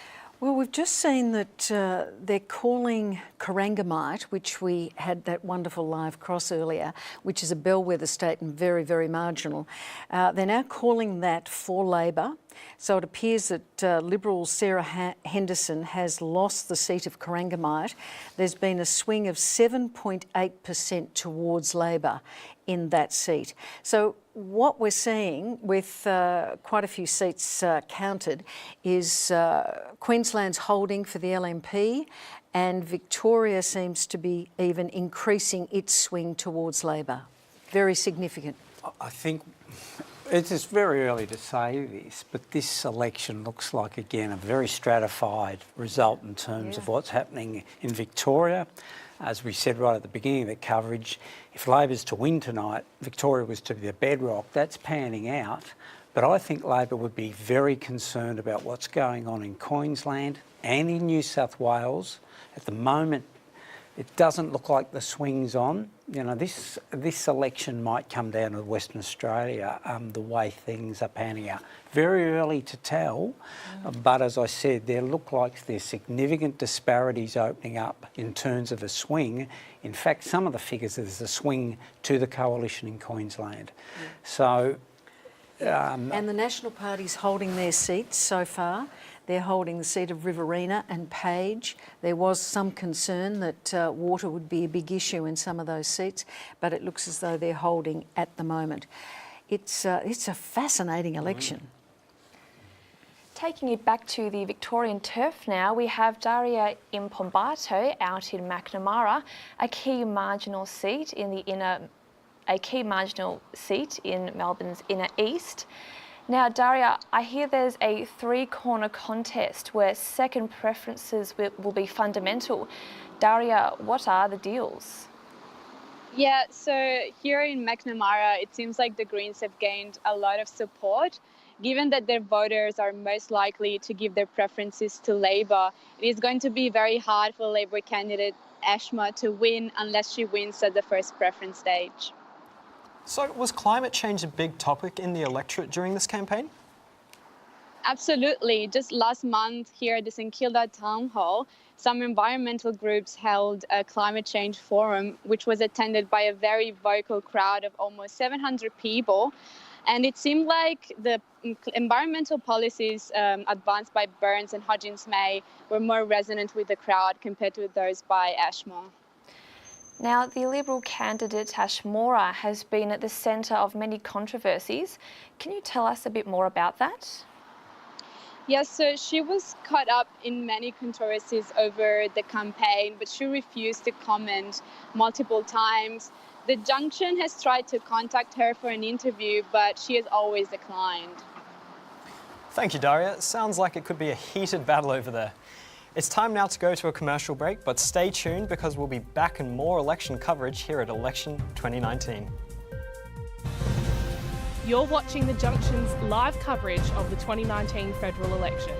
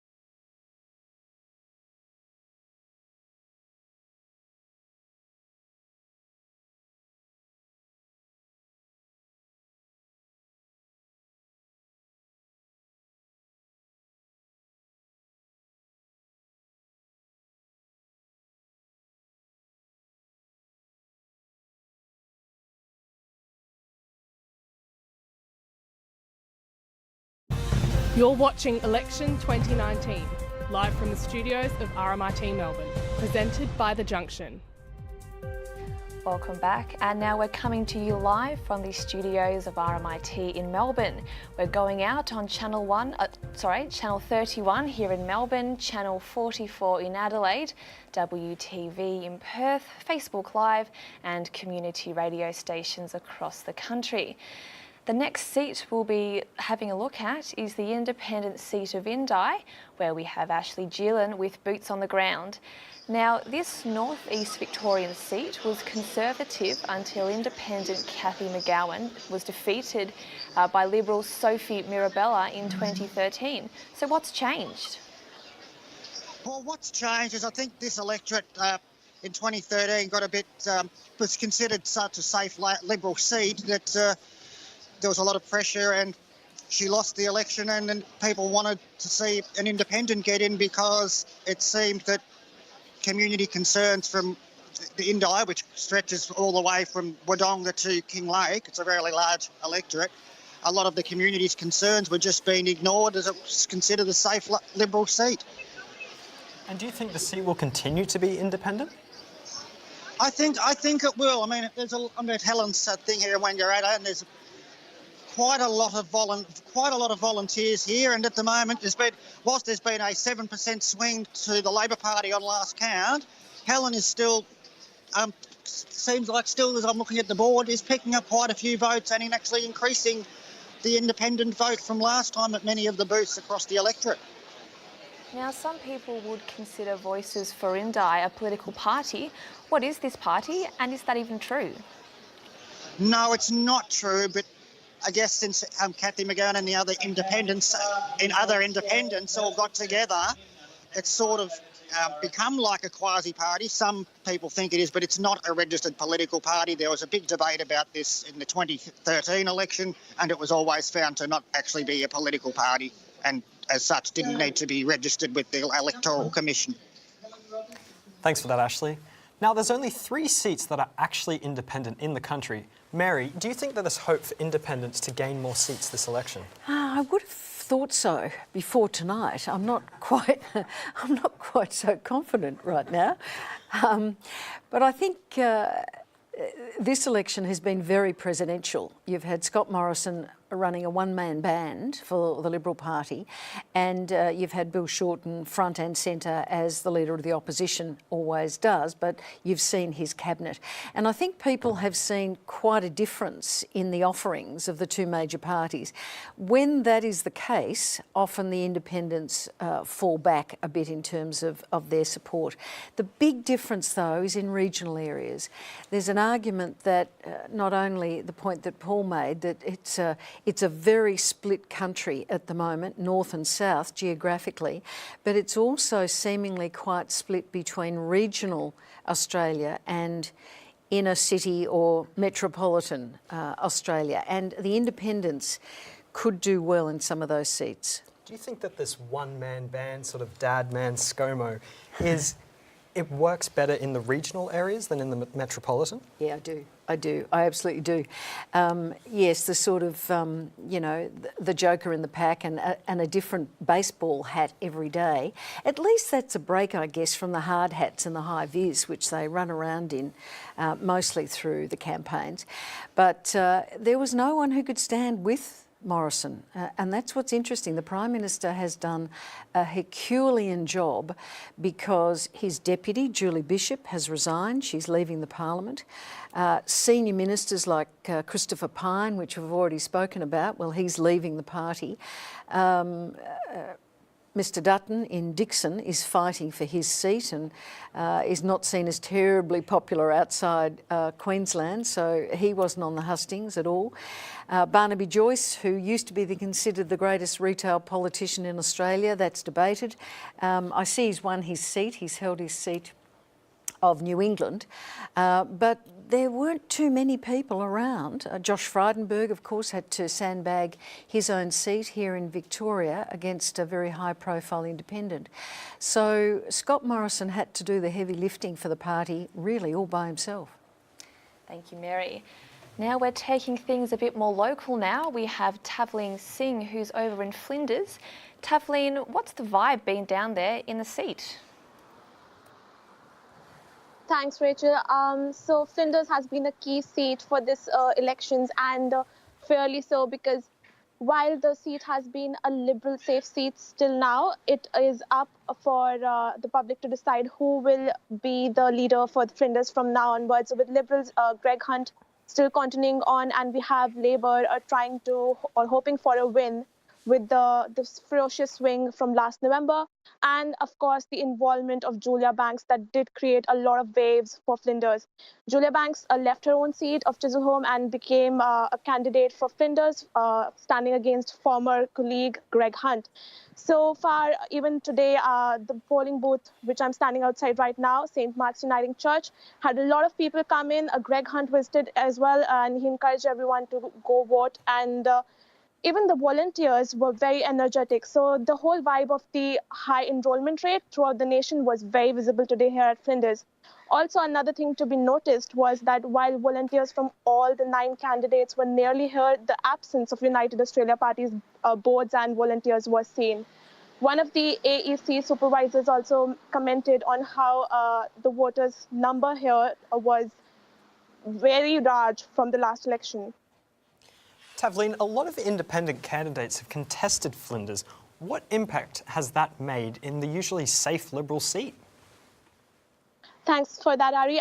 There have been 3 candidates here this time, and surprisingly, there have been a lot of waves because of that very reason. So, of course, Julia Banks contesting from here has created a lot of dynamics, which we'll be seeing after the results. But yes, because of that, the pre-polling also showed a divide between the public's votes. Though the pre-polls have been leaning towards Liberal, the result is yet to be seen. Apart from this, the other 2 candidates, one is Harry Drager and one is Susie Beveridge. While we saw campaigns by Miss Beveridge, Harry Drager was noticeably absent from his campaigning as well. Well, we know climate change has been an important part of this election. Did it play a big role during the campaign in Flinders? Definitely. While Julia Banks' whole campaign focused on the climate change issue a lot, people here have also called the Western Port Bay as Mornington's own Adani mine, so to speak. But apart from this, all the candidates, while have their own differences, the 3-horse race, which is being seen between Liberal, Labour and independent candidate Julia Banks, all these 3 candidates have so far agreed that the Western Bay port should be closed down and should not go ahead. Apart from this, the people here feel that while climate change is an important issue for throughout the nation, it is not as important or as much a top priority as roads and affordable housing here in Flinders. Thank you for that in-depth report, Tavleen. One of the Liberal candidates involved in dumping Malcolm Turnbull as Prime Minister last year was former Defence Minister Kevin Andrews. He's held the seat of Menzies in Melbourne out east since 1991. RMIT's Joe Moniz asked Kevin Andrews where his conservative ideology conflicts with his work as a local MP. I seek to represent the broad views of the people in this electorate. This electorate is made up of essentially hard-working tradespeople, professionals. They look for good education for their children, they want a strong economy, and I've sought to reflect their views. So how's the party feeling leading up to the federal election, given the shift towards Labor in the last state election? Look, every election is tough. I never take my seat for granted, and don't think any of my colleagues take their seats for granted as well. It's a matter of being out there, listening to what people are saying. I was at a men's shed this morning, about 60 people there listening to their views about a range of issues. If you do that all the time, then you've got a sense of what people are wanting, and hopefully they're reflected in our policies, and if we do that successfully, then we'll be re-elected.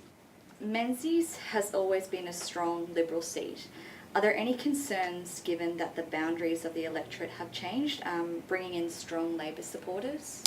Well, the boundaries have changed, and that means that the nominal position of the seat has changed from what it was, and that means that I need to continue to make contact with people, particularly in the new area that I haven't been their member for in the past, to try and represent them. So, for example, as I said this morning, I was at a men's shed in Eltham, which is in the new part of the electorate, listening to what their concerns are, and they can vary from different parts of the electorate to others.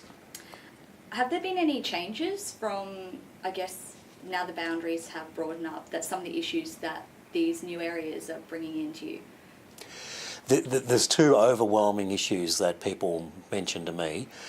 One is what I'd broadly call congestion, the fact that the roads are crowded, that public transport is crowded, that housing prices are such that many people feel that young people in particular can't get into housing or can't afford to get into housing.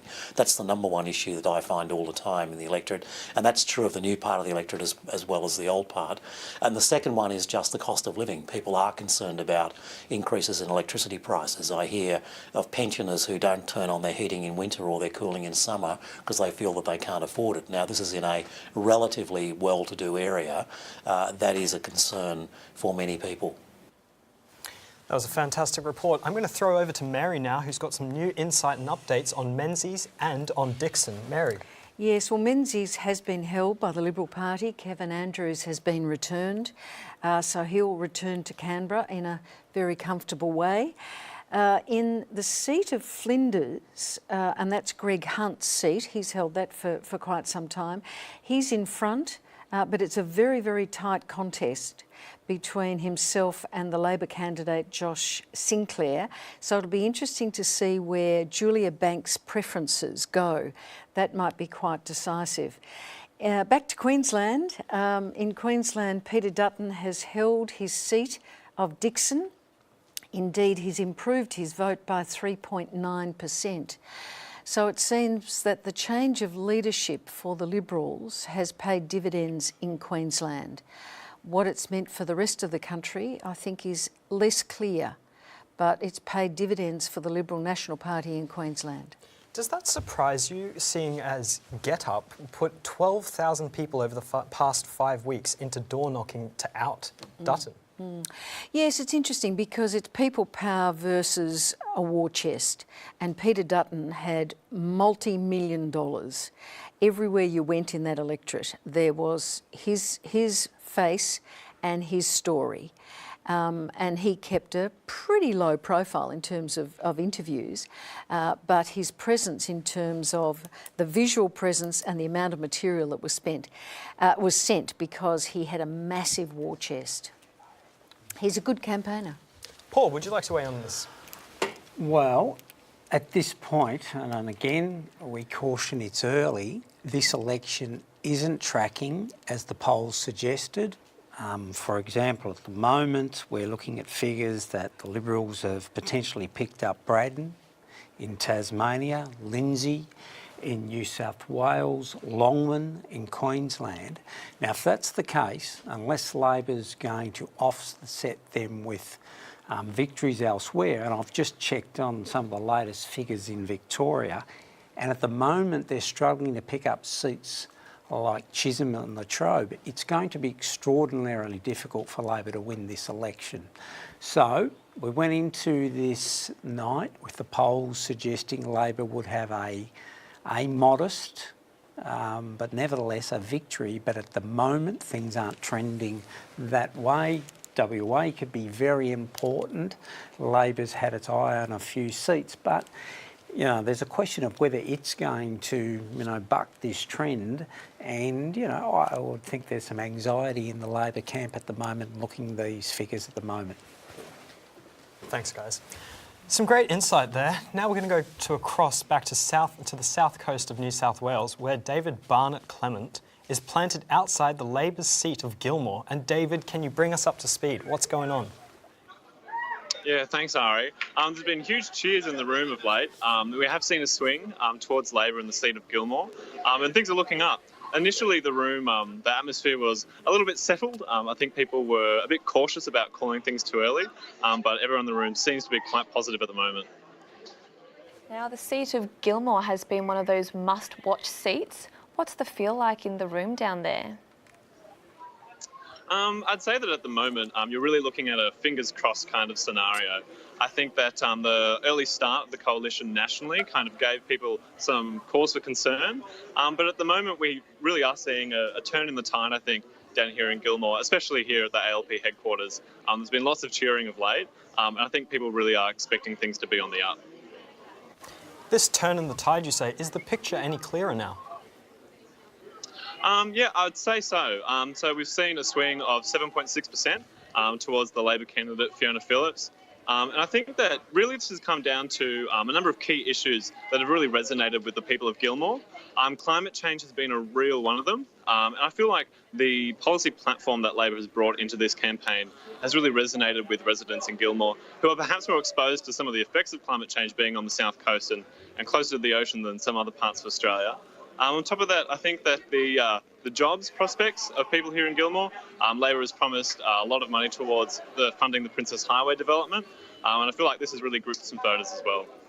Fantastic, David, and make sure that you make the most of those celebrations, whichever way the party ends up going. Now we're going to take a short break, but don't go anywhere because we'll be right back. This is Election 2019, with nationwide coverage from journalism students from across Australia.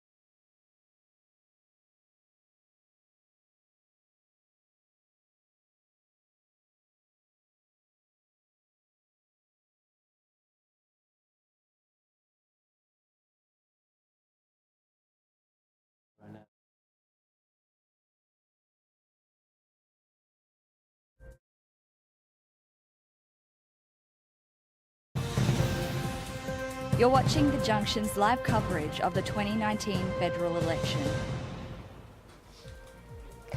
Welcome back to the program. You're watching Election 2019. We're coming to you live from the RMIT studios and going out on Channel 31 in Melbourne, Channel 44 in Adelaide, WTV in Perth, Facebook Live and community radio stations across Australia.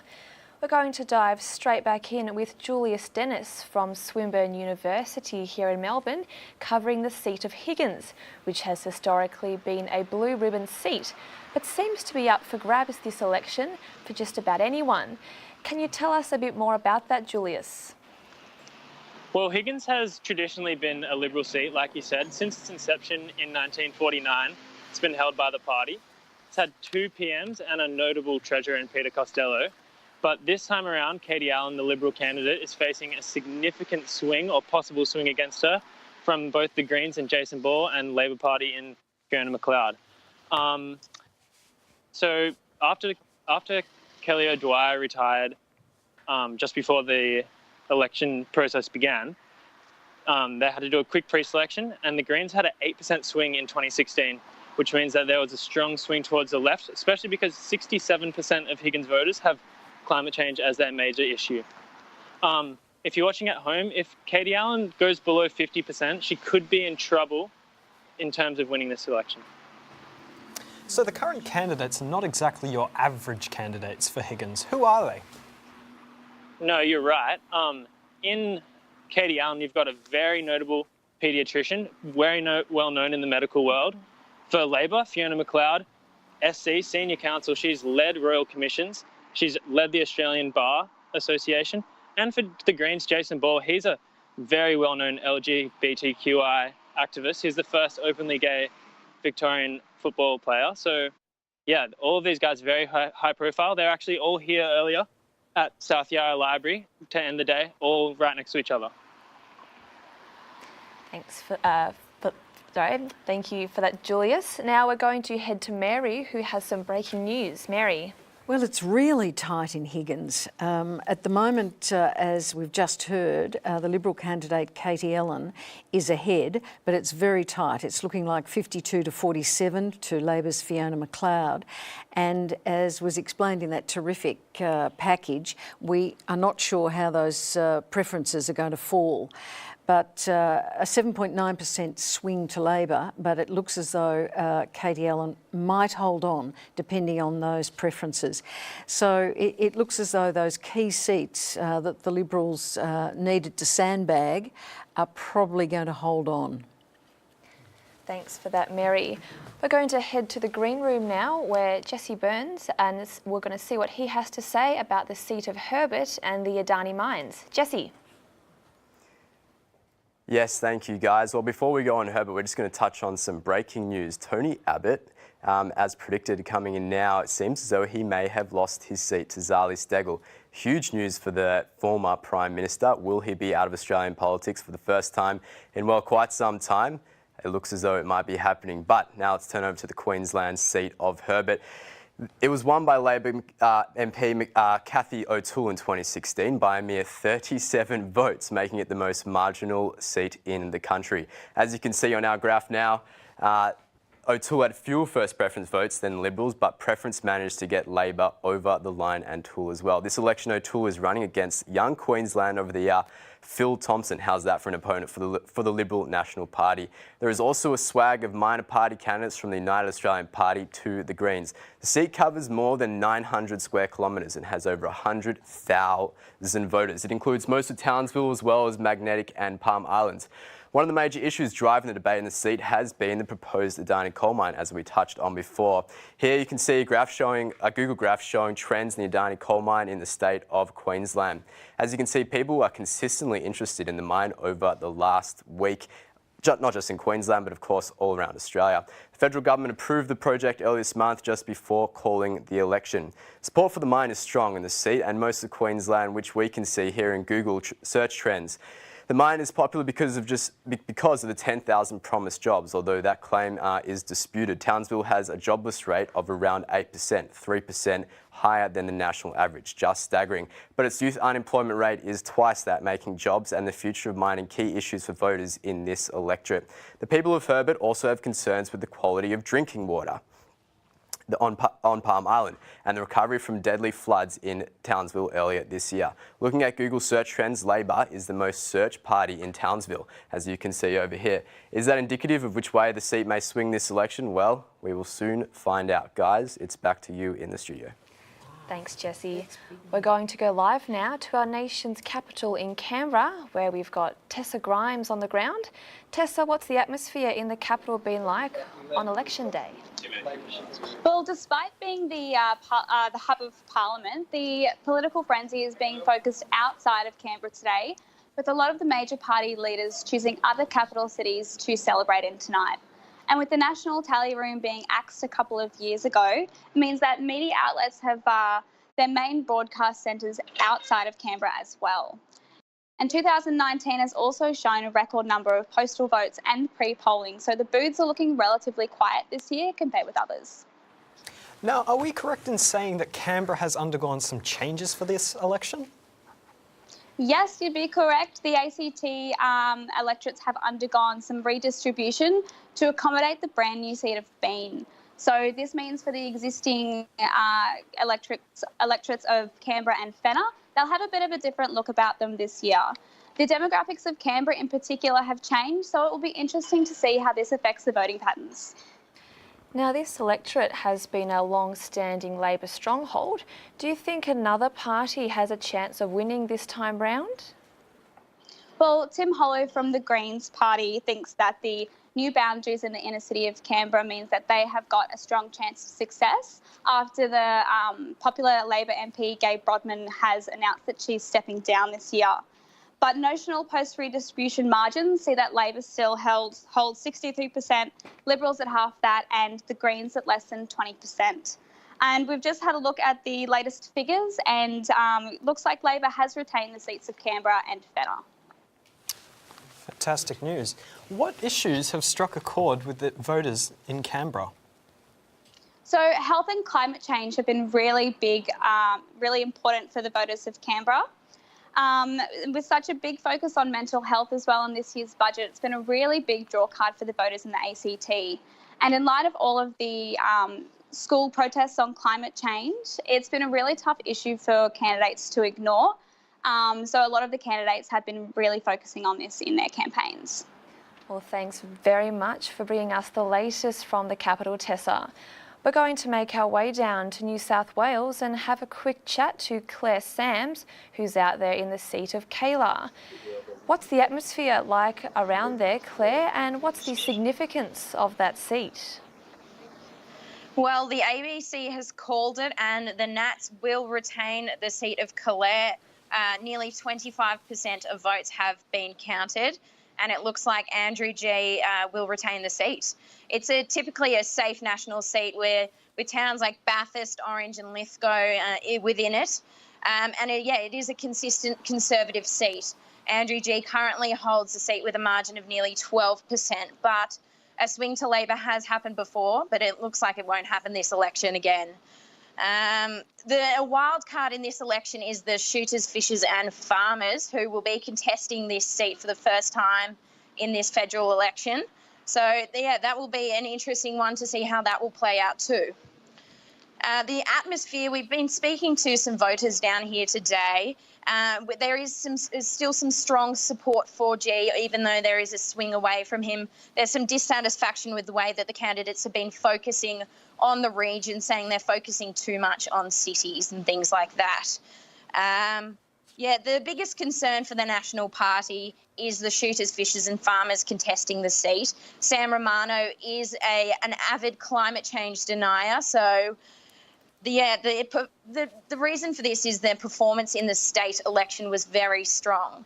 The Nats suffered nearly a 40% swing away from them in the state election in the seat of Orange, which is significant. So it will be interesting to see how that will play out for Orange voters in this federal election. Because Orange voters do make up a significant amount of Calais' voters. It looks like G will still retain the seat, but the thing is he will suffer a swing against him because of the shooters, fishers and farmers. So even though he has a large margin of 12% currently, he may actually, that margin may tighten this election. So that's what things are looking like down here. Thanks for that. We're just going to quickly cross to Mary, who's got a quick update for us. Well, we've just heard that Tony Abbott has conceded. The former Prime Minister will leave the Parliament. He's been resoundingly beaten by the independent Carly Steggall. Also, another independent's done extremely well in New South Wales, in Sydney, and that's Karen Phelps in Wentworth.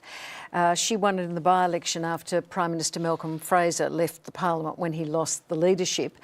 She has held the seat with a swing towards her of 23.2%.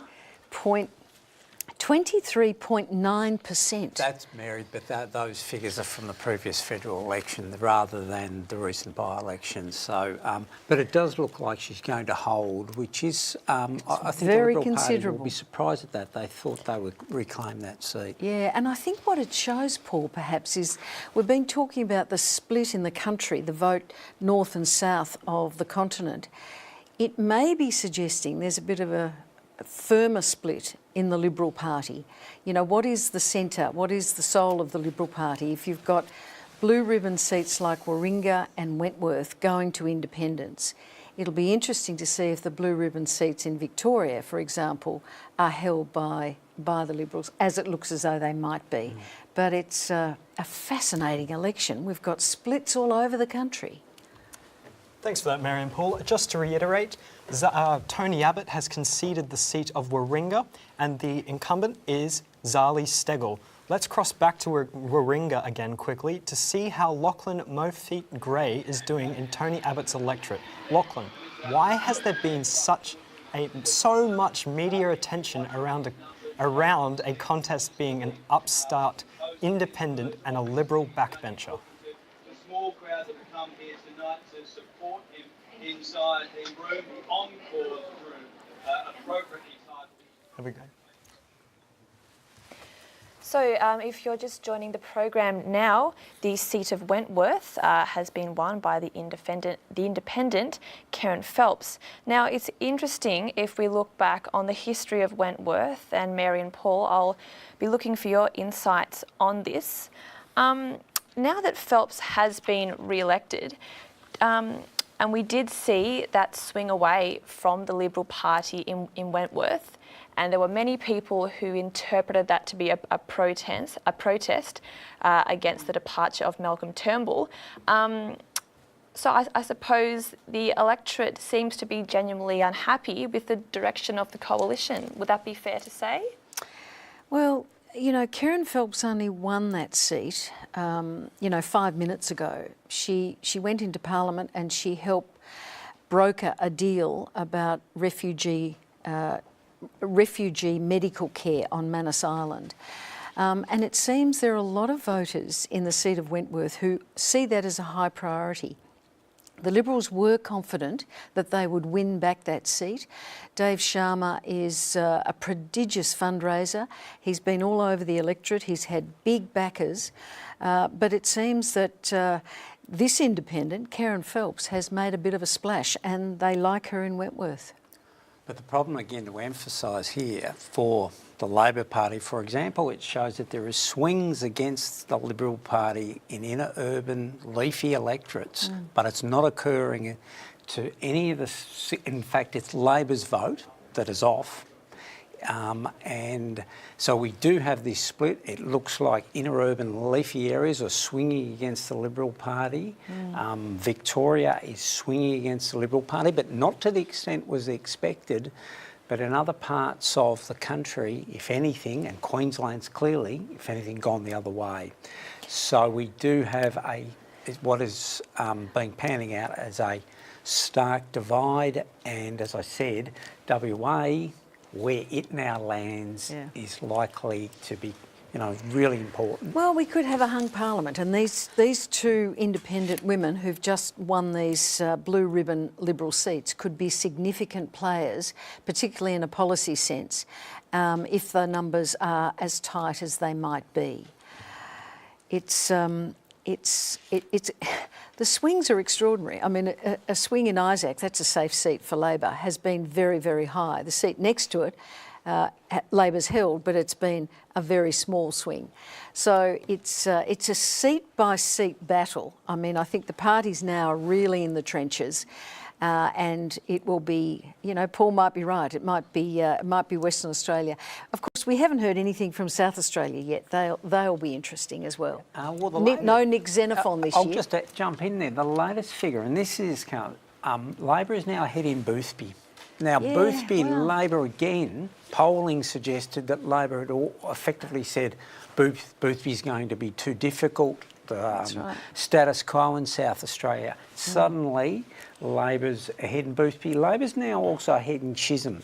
So there's a lot of moving around at the moment. And again, that's why we have to be so cautious at anything we say. But I still think at the moment what is true is that the election is not panning out according to what the polls suggested. No, because the polls are binary. They're not a predictor. They are how you feel at the moment, and it's usually, you know, is it Bill Shorten or is it Scott Morrison? And of course, when people go into the booth to vote, they vote on so many other issues, and it can vary from almost, you know, well, clearly seat to seat, booth to booth, and that's what we're seeing here. It's a tough election for both sides, quite frankly. Yeah, both their the major primaries are off at the moment. Yep. United Australia Party on about 3.5%. It's looking like at the moment. So One Nation's looks like it's got a small swing to it nationally as well. So it's small parties, the micros on the right, which seem to be actually attracting some of that vote. And because their preferences are going to, you know, come back to the coalition, there was estimates of 60%. That's why I think one of the reasons why things aren't going as well for Labor as it hoped. And another woman, independent, has just won, and we're talking about South Australia, she's won Mayo, and that's Rebecca Sharkey. She was under real attack from Georgina Downer, who's the daughter of former Foreign Minister and briefly a Liberal leader, Alexander Downer. So her vote is has held, and that's another independent woman with progressive politics, probably considered more a sort of a moderate progressive Liberal than anything else. So this is... and while we're on the theme of independents again, things are bouncing around now. Indi's showing that the independents back. Helen Haynes is now back in front. So things are bouncing around a lot at the moment out there. Well, it sounds like we've got a big night ahead of us. And with that, our election coverage has been extended and we'll be here with you until 8:30. We're going to take a quick ad break now, but don't go anywhere.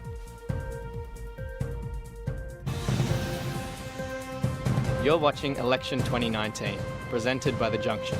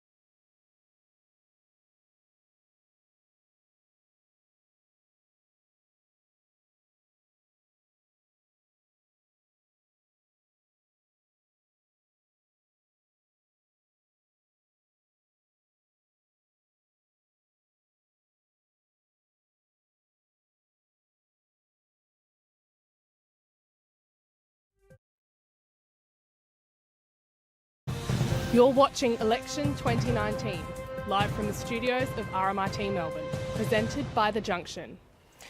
Welcome back, and we're going to cross now quickly to the seat of Warringah, where Tony Abbott has lost the seat, and that's just a huge development, isn't it? What's the feel like down there? Well, I have to say, Ari, it feels absolutely chaotic down here. I'm standing outside the club where in just a few minutes' time, Abbott is expected to arrive and give his concession speech. So media's trying to get in through the doors. They keep getting pushed back out, and really no one knows what's happening and who's going where. That's the thing, you're not getting any engagement. So what will this mean for the new government? Well, Zali Steggall seems to have won. That's what Anthony Green is called. Whichever government wins, Labor or Liberal, Zali will work with them with their own views in mind. If it's a hung parliament, expect Zali Steggall to give her support to the Liberal Party. She has stated previously that she will be doing that. If the Labor Party wins, expect her to work with them on environmental policy, but against them on their economic policy. Thanks for that update, Lachlan. We're now going to cross to Jesse Burns in the Studio B with the latest. Yeah, guys, thank you very much. Well, I thought I'd show you a few Google Trends that have been popular in Australia. This chart here shows leaders that have been searched in Google.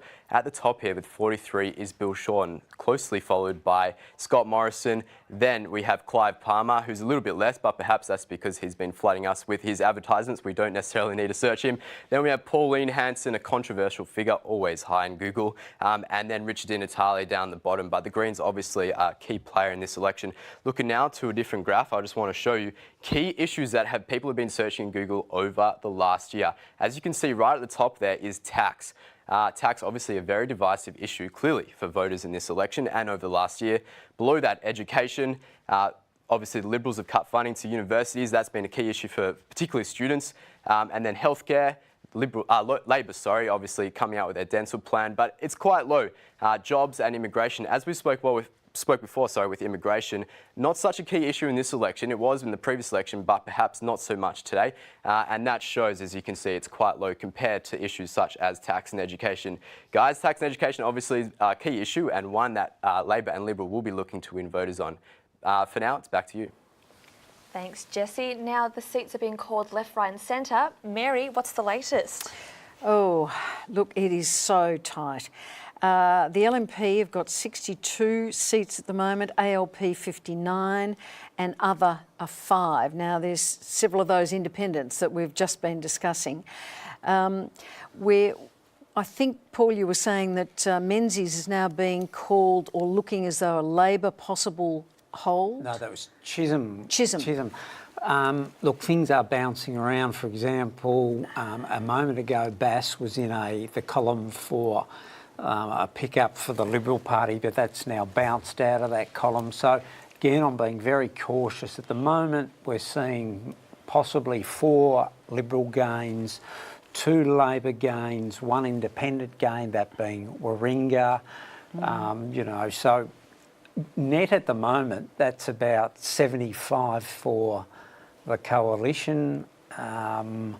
You add in potentially, as we said, Zali Steggall had said that she would side with the Liberal Party. That might get the majority. As I said, what I keep on coming back to at the moment, WA could be absolutely crucial, 2 seats either way.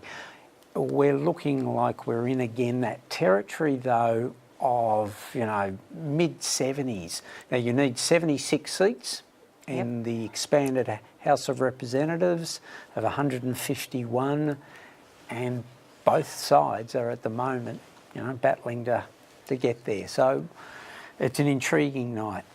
I'll just have to bring in the latest update from Diane Beamer has conceded the seat of Lindsay, and we're going to cross now to Joseph Palmer in the electorate. Joseph, what's the latest update? So it's just, we just got the news from Diane Beamer's media liaison that she's going to concede. As you can see, we're here at her makeshift headquarters, if you like. The people, they seem to be kind of, upset, obviously. But yeah, word is that she's about to walk through the door any second soon. We've been hearing that though for the past 2 hours. So yeah.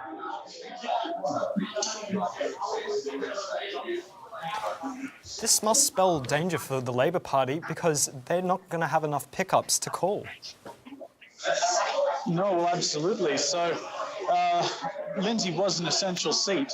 It's a marginal seat. Yeah, it's gone between Labor and Liberal a lot over the years, but yeah, they were really banking on this seat. It's a key seat for Sydney, or for Western Sydney rather. Yeah. And it comes because it's a bit strange though, because there was for a moment there quite a bit of a swing, about a 5% swing toward Labor, but then out of nowhere it just went the other way. Yeah, so we'll be hearing from Diane Beamer as she comes through, and hopefully we'll be able to grab an interview with her. But apparently, yes, she's going to come and thank her supporters and yeah, officially admit that, or concede the election, or this seat anyway. But we do have some other news.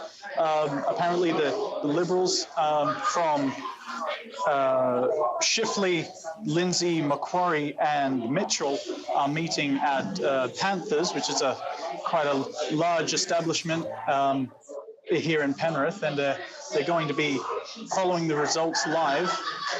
We've got a couple of contacts over there who are feeding us information. But yeah, apparently it's quite a big show over there at the moment. So Mary, now we've just had conceded defeat in the seat of Lindsay. What does that mean for the region? Well, of course, Lindsay's in New South Wales. That was a really messy voting for the Labor Party. I think they'd agree. They certainly were hoping that it was not going to be lost. It seems that New South Wales is, as I said before, is really breaking for the independents in the inner seats of Sydney, and breaking to the Liberals in outer metropolitan. So again, they're going to be relying in New South Wales on the National Party vote, which I haven't seen the figures yet, but they seem to be holding the seats that they were a bit nervous about, even though their vote has dropped. Longman has been lost, as we said, in Queensland, back to the LNP. So the Libs are doing very, very well. The Liberal National Party is doing very well in Queensland, as was expected. And of course, Scott Morrison has been campaigning very, very hard, as did Bill Shorten. We should note that Bill Shorten has held his seat very convincingly here in Maribyrnong, just as a note. Do you think that pre-polls have predicted it too early?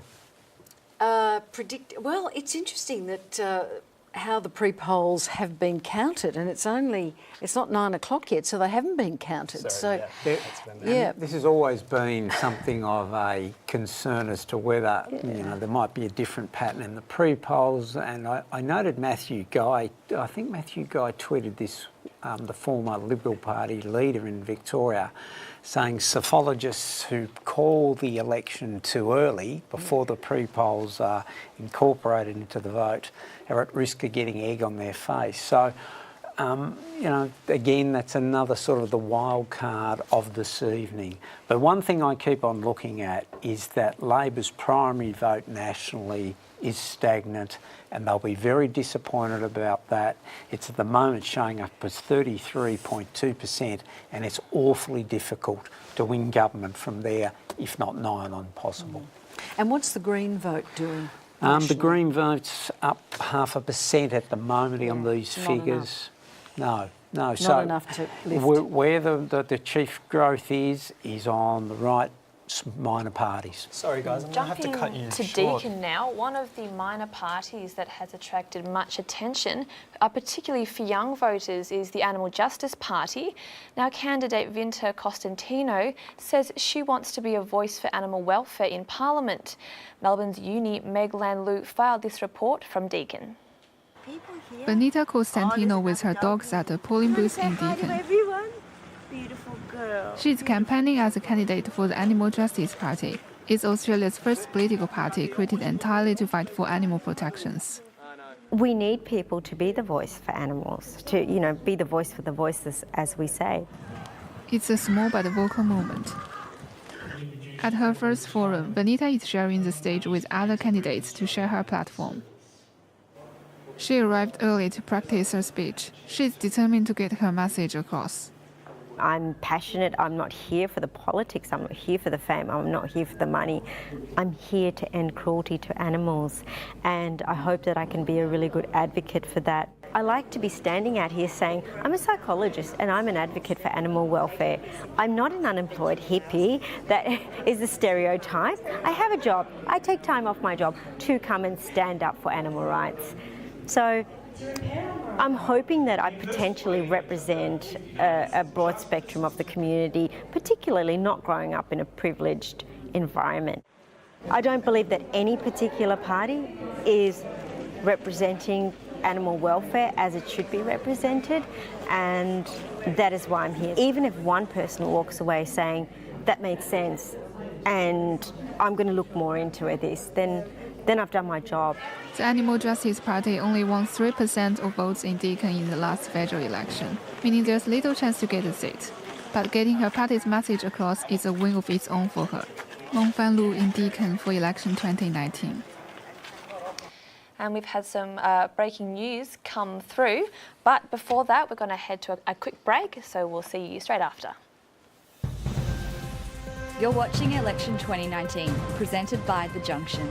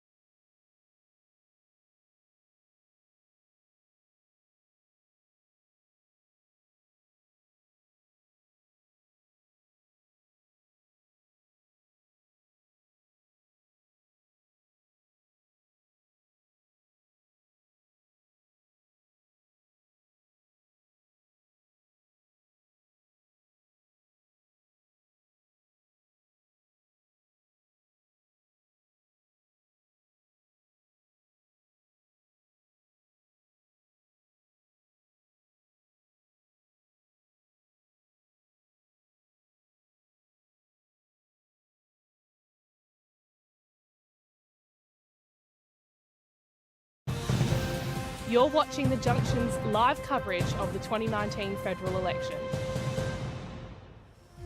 Welcome back to Election 2019, which is proudly brought to you by the Judith Neilson Institute for Journalism and Ideas.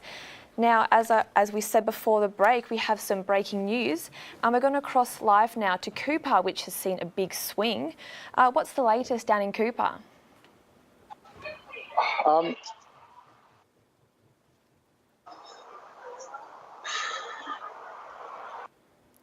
One.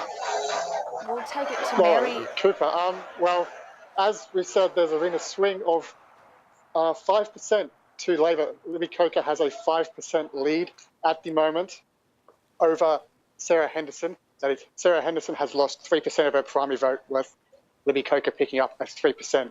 Safe to say that Libby Coker is in a box seat to win the seat. Just to correct that, we're in Corangamite. Now that the incumbent Sarah Henderson looks like she has lost her seat, Alex Blaine is in the seat. Alex, what does it feel like right there now? Well, we were just at the Labor headquarters there, and it started off the night with a quiet optimism, and it's grown into more of a celebratory atmosphere here as Sarah Henderson has seemingly lost the seat to Libby Coker, who picked up a 3% advantage in her primary vote for a 5% lead overall. Mary, we'll throw that one to you. Corangamite, one of the most marginal seats in Victoria. Has the result come as a big surprise to you? Well, I certainly didn't have it in the Labor column. I thought that was quite a risky one, but that's a very strong swing. Libby Coker, I think, was the mayor of the Surf Coast Shire. She ran a very strong campaign, as did Sarah Henderson. And certainly, as we said earlier, the Liberal National Government threw billions of dollars in promises. It was worked out, I think, to 26,500 each for each voter, eligible voter in Corangamite. So it appears that something else has occurred there. They were also running a very strong campaign against Labor's fringe benefits tax, and also the fringe. Anyway, it'll come to me, the tax issue. The franking credits is what I was struggling for, the franking credits, because there's quite a few retirees down in that electorate. And certainly Scott Morrison was running the great big tax scare. And so many in the Labor Party thought that there was a big risk that the Libs would hold on to that. So I think Libby Coker's done extremely well. And again, I suggest it might be climate change. It'll be interesting to find out why that result has been so strong for Labor. It's about a 2.5% swing. So Labor will be pleased. It was notionally Labor by, redistribution. A very tiny number of votes. But at another level, of course, it reflects that swing's not quite what Labor was hoping for more generally, and that's the ongoing pattern here tonight. Yeah, I think it's seat by seat, and Sarah Henderson is a very strong candidate, and has been campaigning. She won the seat last time when people wrote her off in 2016. So what we're seeing in this election is seats side by side are doing what perhaps people didn't expect, and it's a battle in the trenches. It is indeed. Now we're crossing to Cooper, where our reporter is standing by, Josie Douglas. Josie, can you tell us what's the latest? Well, we're here in front of the Preston's Shire Hall, and Jed Carney has just come past it, and she was very happy, smiling, said hello, because the results are very good for her. There's been a 14.4 swing percent towards the Labor Party, and they'll win the seat quite easily. In first preferences, they've won over 48% of first preferences, with the Greens only just getting over 20%, which is about a swing of 16% against them. So it's really proved that this area, that what people have been saying, that the Labor Party is really connecting with voters in Cooper. Now, did the Labor swing come as a big surprise, or were voters expecting it? Not this big, I don't think. They won the last seat in the by-election last year when the seat was called Batman by 1.3%. So now it's at 14.4%. So that's a massive swing. I think no one expected it to be this big. They were expecting it to win, but this is just massive for the Labor Party in Cooper. And for Jed Carney, because I think she's really proving that she really is a rising star of the party. Thanks for that. I'll throw it to the panel now. Paul, do you want to weigh in on this one? I think that is exactly right. She's regarded very highly locally. I'm surprised, though, the scale of that swing. It also possibly reflects as well that the Greens decided that given Jed Carney had gained that seat and she had such traction locally, they would shift their focus elsewhere to seats like McNamara and Higgins. Now, so far that doesn't seem to have paid off tonight. So overall, it will be interesting to see, you know, just how the Greens are going to come out of it tonight. If it's disappointing for Labor, I think it might also be trending to be disappointing for the Greens as well. Yeah, it was particular focus in what was the seat of Batman and now Cooper. The Greens had a very messy state election campaign, and that sort of carried over into the 2016 vote as well. So I think you're right. I think the Greens have decided that Jed Carney's just a star, and she's loved out there, and she's going to be a rising star on the Labor Party. Thanks for that, guys. Keep us updated. We're going to cross now to our stats man again in the green room, and he's got more information. Jesse, what is the numbers telling you? Pat, zoom out. Hey guys, well, welcome back. Yes, well, we have a few things to update. Obviously, the election is way too close to call at the moment. Barry Cassidy saying a few things coming out and saying unless pre-polls swing back to Labor, they'll struggle to get 76 seats, more likely a coalition minority or even at a pinch majority. If it is a minority, that asks a few questions of who they'll form a coalition with, a huge question indeed. This night is getting pretty exciting. I just want to take you over to, the seat of Herbert. The seat of Herbert, as we spoke about before, has actually swung to the Liberals by 6%. A really big deal. Labor lost, and we spoke quite in depth about that before and what that means for the people of Herbert. Looking at Tony Abbott as well, he lost his seat obviously for the first time in quite a while. We will no longer be seeing the voice of Tony Abbott. You can look over here, as you can see that it was back in the last election he had a 61% win with opposition at 38%, but this election a major swing to Zali Steggall with 59%. Shame for Tony Abbott, but indeed Zali is going to play a key factor in forming perhaps a majority for the coalition in this election. Guys, that's all for now from the team and I, and we hope to see you soon. Back to you. Thanks, Jesse. Now we cross to Sydney, where Sydney Cameron is currently there in the seat that's currently being held by Tanya Plibersek. Sydney, can you tell us what is the latest down there? Thank you, Rachel. Well, the atmosphere here is buzzing as people have been cheering. As some of the seats have come through, there looks like there's going to be a very strong victory by Tanya Plibersek. Currently, 31% of the votes have been counted for Sydney, with 68% having gone to Tanya. Jackie Munro, the Liberal candidate for Sydney, is in a close second at about 30%. And currently, there's a 3.4% swing to the ALP. There haven't been many election promises made to Sydney, as it's regarded as a very safe Labor seat. However, the Labor's federal policies regarding education are due to affect the seat in quite a dramatic way. Some of the crowd has been cheering quite a lot. The biggest cheer of the night has been when Tony Abbott lost his seat in Warringah. And how do you think this will impact Sydney? So the young population of Sydney, with the median age of 32, is likely to be impacted greatly by some of the Labor promises that have been made, particularly some of the funding that's due to go to universities and TAFEs. And furthermore, Tanya Plibersek has also noted that the standards will be raised, in particular in regards to English standards. Further, the high immigrant population of Sydney, with only 39% of Sydney-siders having been born in Australia, is due to experience quite an impact on the Labor promises in regards to immigration.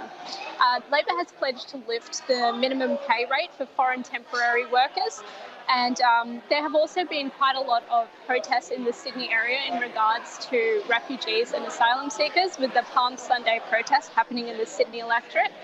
And Labor was a strong supporter of the Medevac laws. However, the coalition has promised to repeal those laws should they be re-elected. Now we'll throw to Mary. Mary, as we've just heard, Tanya Plibersek, she's promised to lift the minimum pay wage for foreign workers. Could this play out in her favour tonight?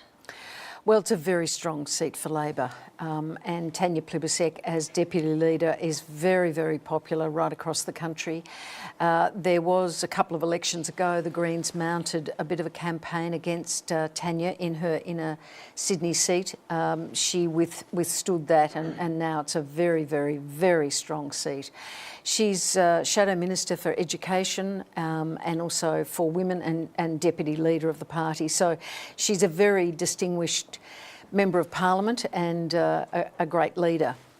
She would make a very good Deputy Prime Minister of Australia, but it might be a big ask right now. Say Prime Minister? Prime Minister. I think actually the bigger question now around Tanya Plibersek is things are panning out that whether she will put her hand up for being opposition leader is probably the more likely scenario coming out tonight. And I think, you know, this is now one, it has to start to be factored into the equation. You know, shortens the leadership, the big agenda that Labor bravely and boldly put out to the electorate, whether it's again proven here tonight that is extremely difficult to put out a big agenda because it leaves you wide open to a negative campaign. And Scott Morrison, despite not having no ministers around him virtually, was able to prosecute that campaign, particularly around Labor's reforms, negative gearing and so on in tax, and it seems to have bitten. And, you know, we shouldn't get ahead of ourselves, but things are difficult. Depressingly, Paul, if this pans out the way it may do, I think it's going to be a hung parliament actually, but I can't tell. But what it does say is that, Australians are receptive to a great big scare campaign. Tony Abbott did it on the climate policy of the Gillard government, and it appears that Morrison has been quite successful on the changes that affect so few people but are significant when you use the word tax. So Australians not really, because we've had so much growth, not really amenable to the notion of distribution changes. And is it always going to be easier to run a negative campaign? Is that the way to the lodge? Ask and to John be Hewson. fair, Labor ran a negative campaign in Mediscare. Yeah, the Mediscare. Correct. And it worked, 3% swing. So it's a depressing reality possibly coming out of tonight. But I keep on coming back to the fact that, Morrison virtually alone on the deck with very little agenda to speak of except their budget, some tax cuts, has potentially done the Houdini act here tonight. Again, we've got to be cautious, but it's going to be one of those remarkable elections if he has pulled it off, a bit like 1993 with Labor when Houston laid out a big program, of the GST at the heart of it. There was always some anxieties within Labor ranks that this could be 1993 repeated, and just at the moment, it's looking a touch like it. Well, hung parliament or Houdini Act, if the Labor Party loses, do you think that Tanya Plibersek will take leadership? I don't think the Labor Party is going to lose so badly that there would be an instant uprising. And Tanya is a team player. I think it's much too early to really even contemplate that. I think what would be much more interesting if there is a hung parliament, whichever side gets over to be hung, what sort of government would the Liberal National Party be? And I've just seen there's a swing to George Christensen of 10% in his seat. Now, George Christensen was the candidate who spent a fair bit of time in Manila, not on leave, but as he said, working his electorate remotely on using the wonders of the internet. So, people seem to like the characters. Perhaps they like policy less. And when you are a wealthy country, when you've had 27 and a half years of uninterrupted growth, maybe there are other issues that seem to be important to a number of voters in those key seats. But I think what comes out of this election is the fact that we have a very split nation, and it almost, dare I say it, feels a little bit like the big deep chasms that are occurring in our trading partner, the United States of America. I thought we wouldn't go down that path. The red states and the blue states. Yep. Yeah, that's right. We're just going to have to wrap this one up. Our reporter's Jacinta O'Neill is in the electorate of Reid as she got some new information for us. What's the latest? Hi there. So the latest in Reid is that the Liberal has maintained the seat, the ABC predicts. Right now, Fiona Martin's got a 53.4% vote. This is interesting considering Fiona only joined the campaign last month, and Sam Crosby has campaigning for over a year. So I think that Labor was quite confident that they might win this seat, but it looks like Liberal has pulled through. Well, Jacinta, Sam Crosby has been campaigning for a year, which is quite unusual. Is that correct? Yes, that's correct. He started campaigning last year for the Reid seat.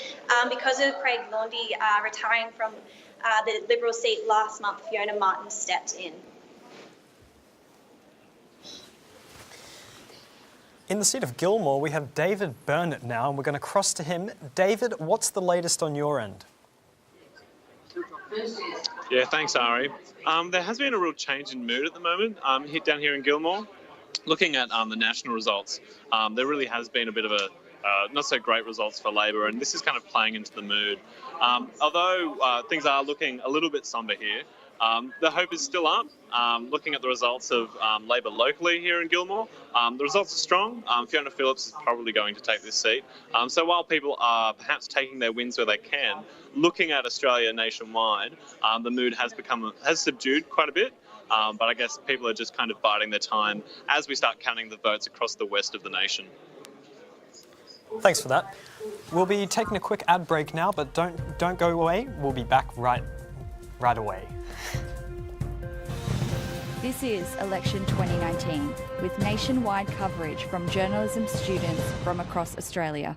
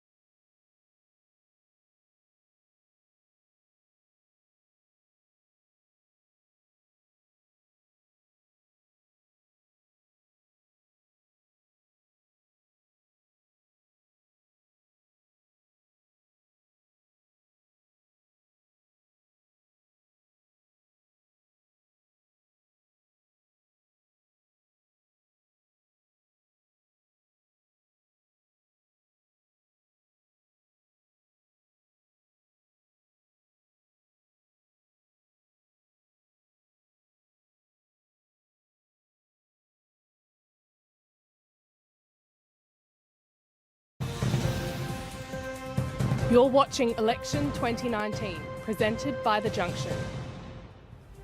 Welcome back. Now we're going to cross live to Warringah now, where the seat has just been called. What's the latest down there?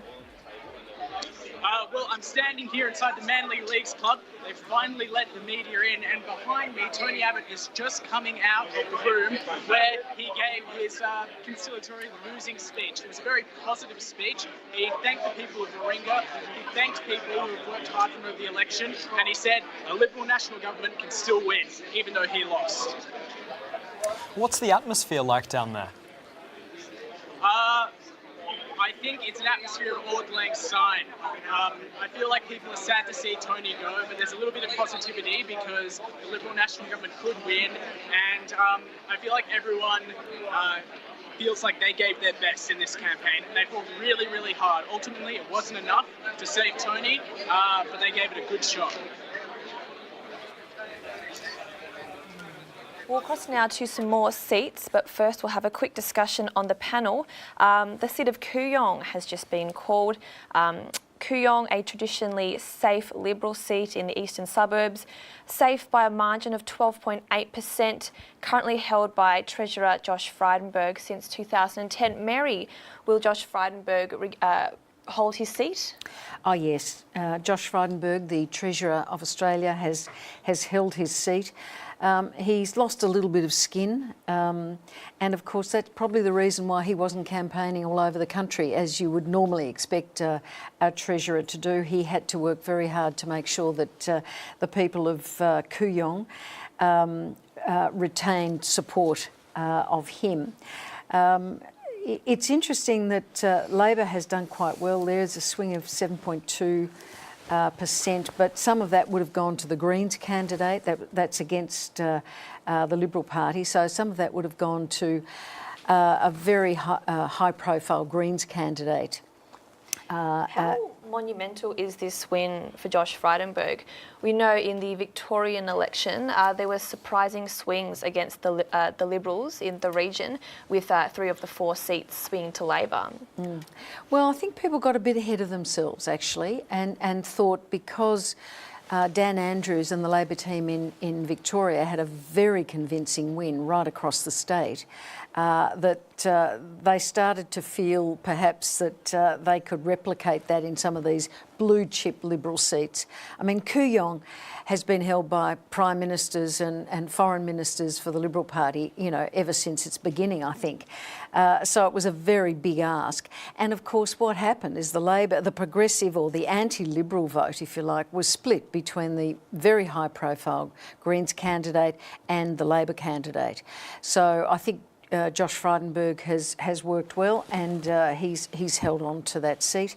He's considered a moderate, and of course he worked very, very hard on the NEG, which was Malcolm Turnbull's climate policy, which was sort of knocked off at the end. But he was seen as a person who worked extremely hard on those sorts of policies that seem to be important to electors in Kooyong. We're just going to have to wrap that one up shortly. Now we're going to go to the seat of Lindsay, where the Liberal Party has just won in the former Labor seat.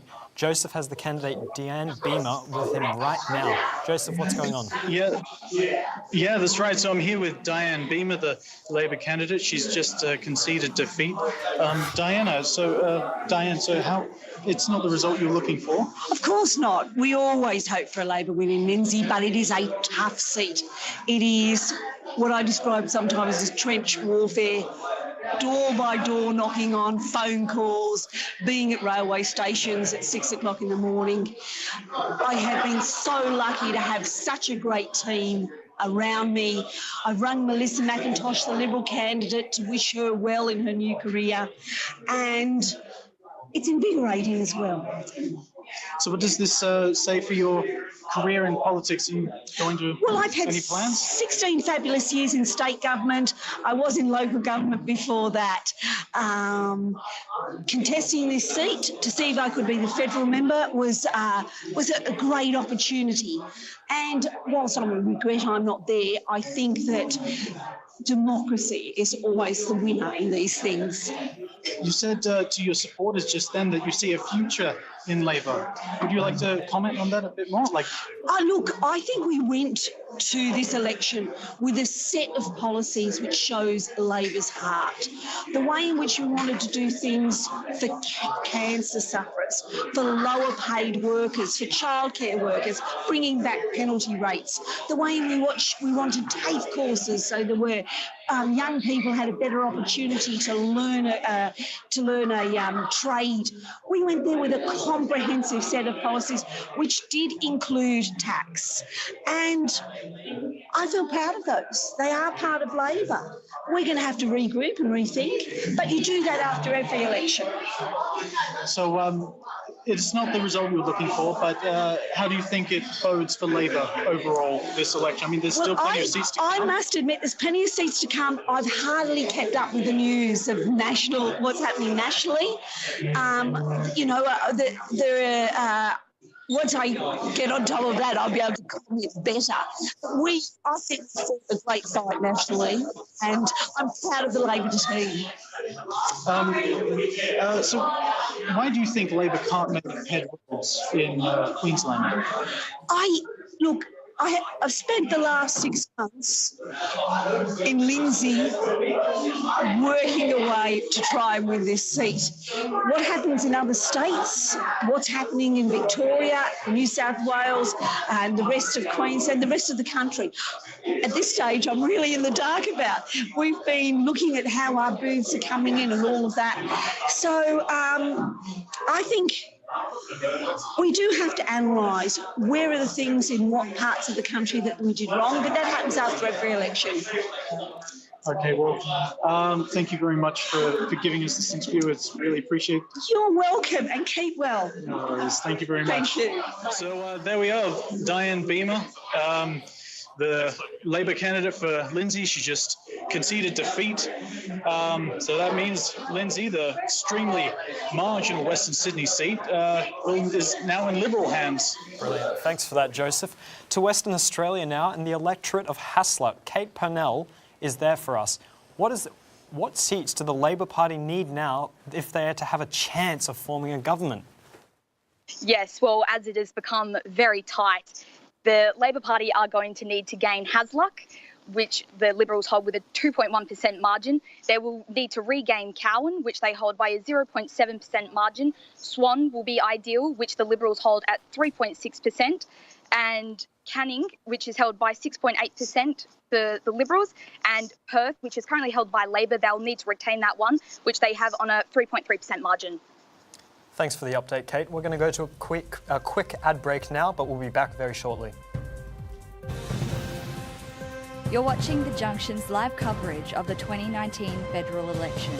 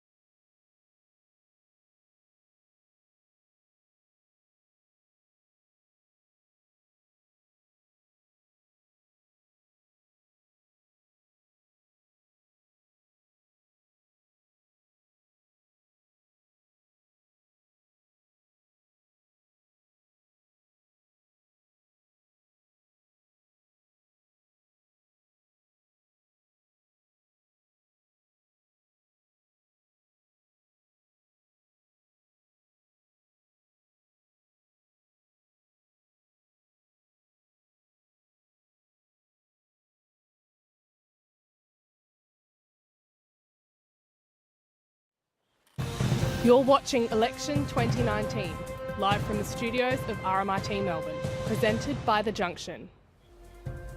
Welcome back. We'll cross to the panel now. Mary, we'll start with you.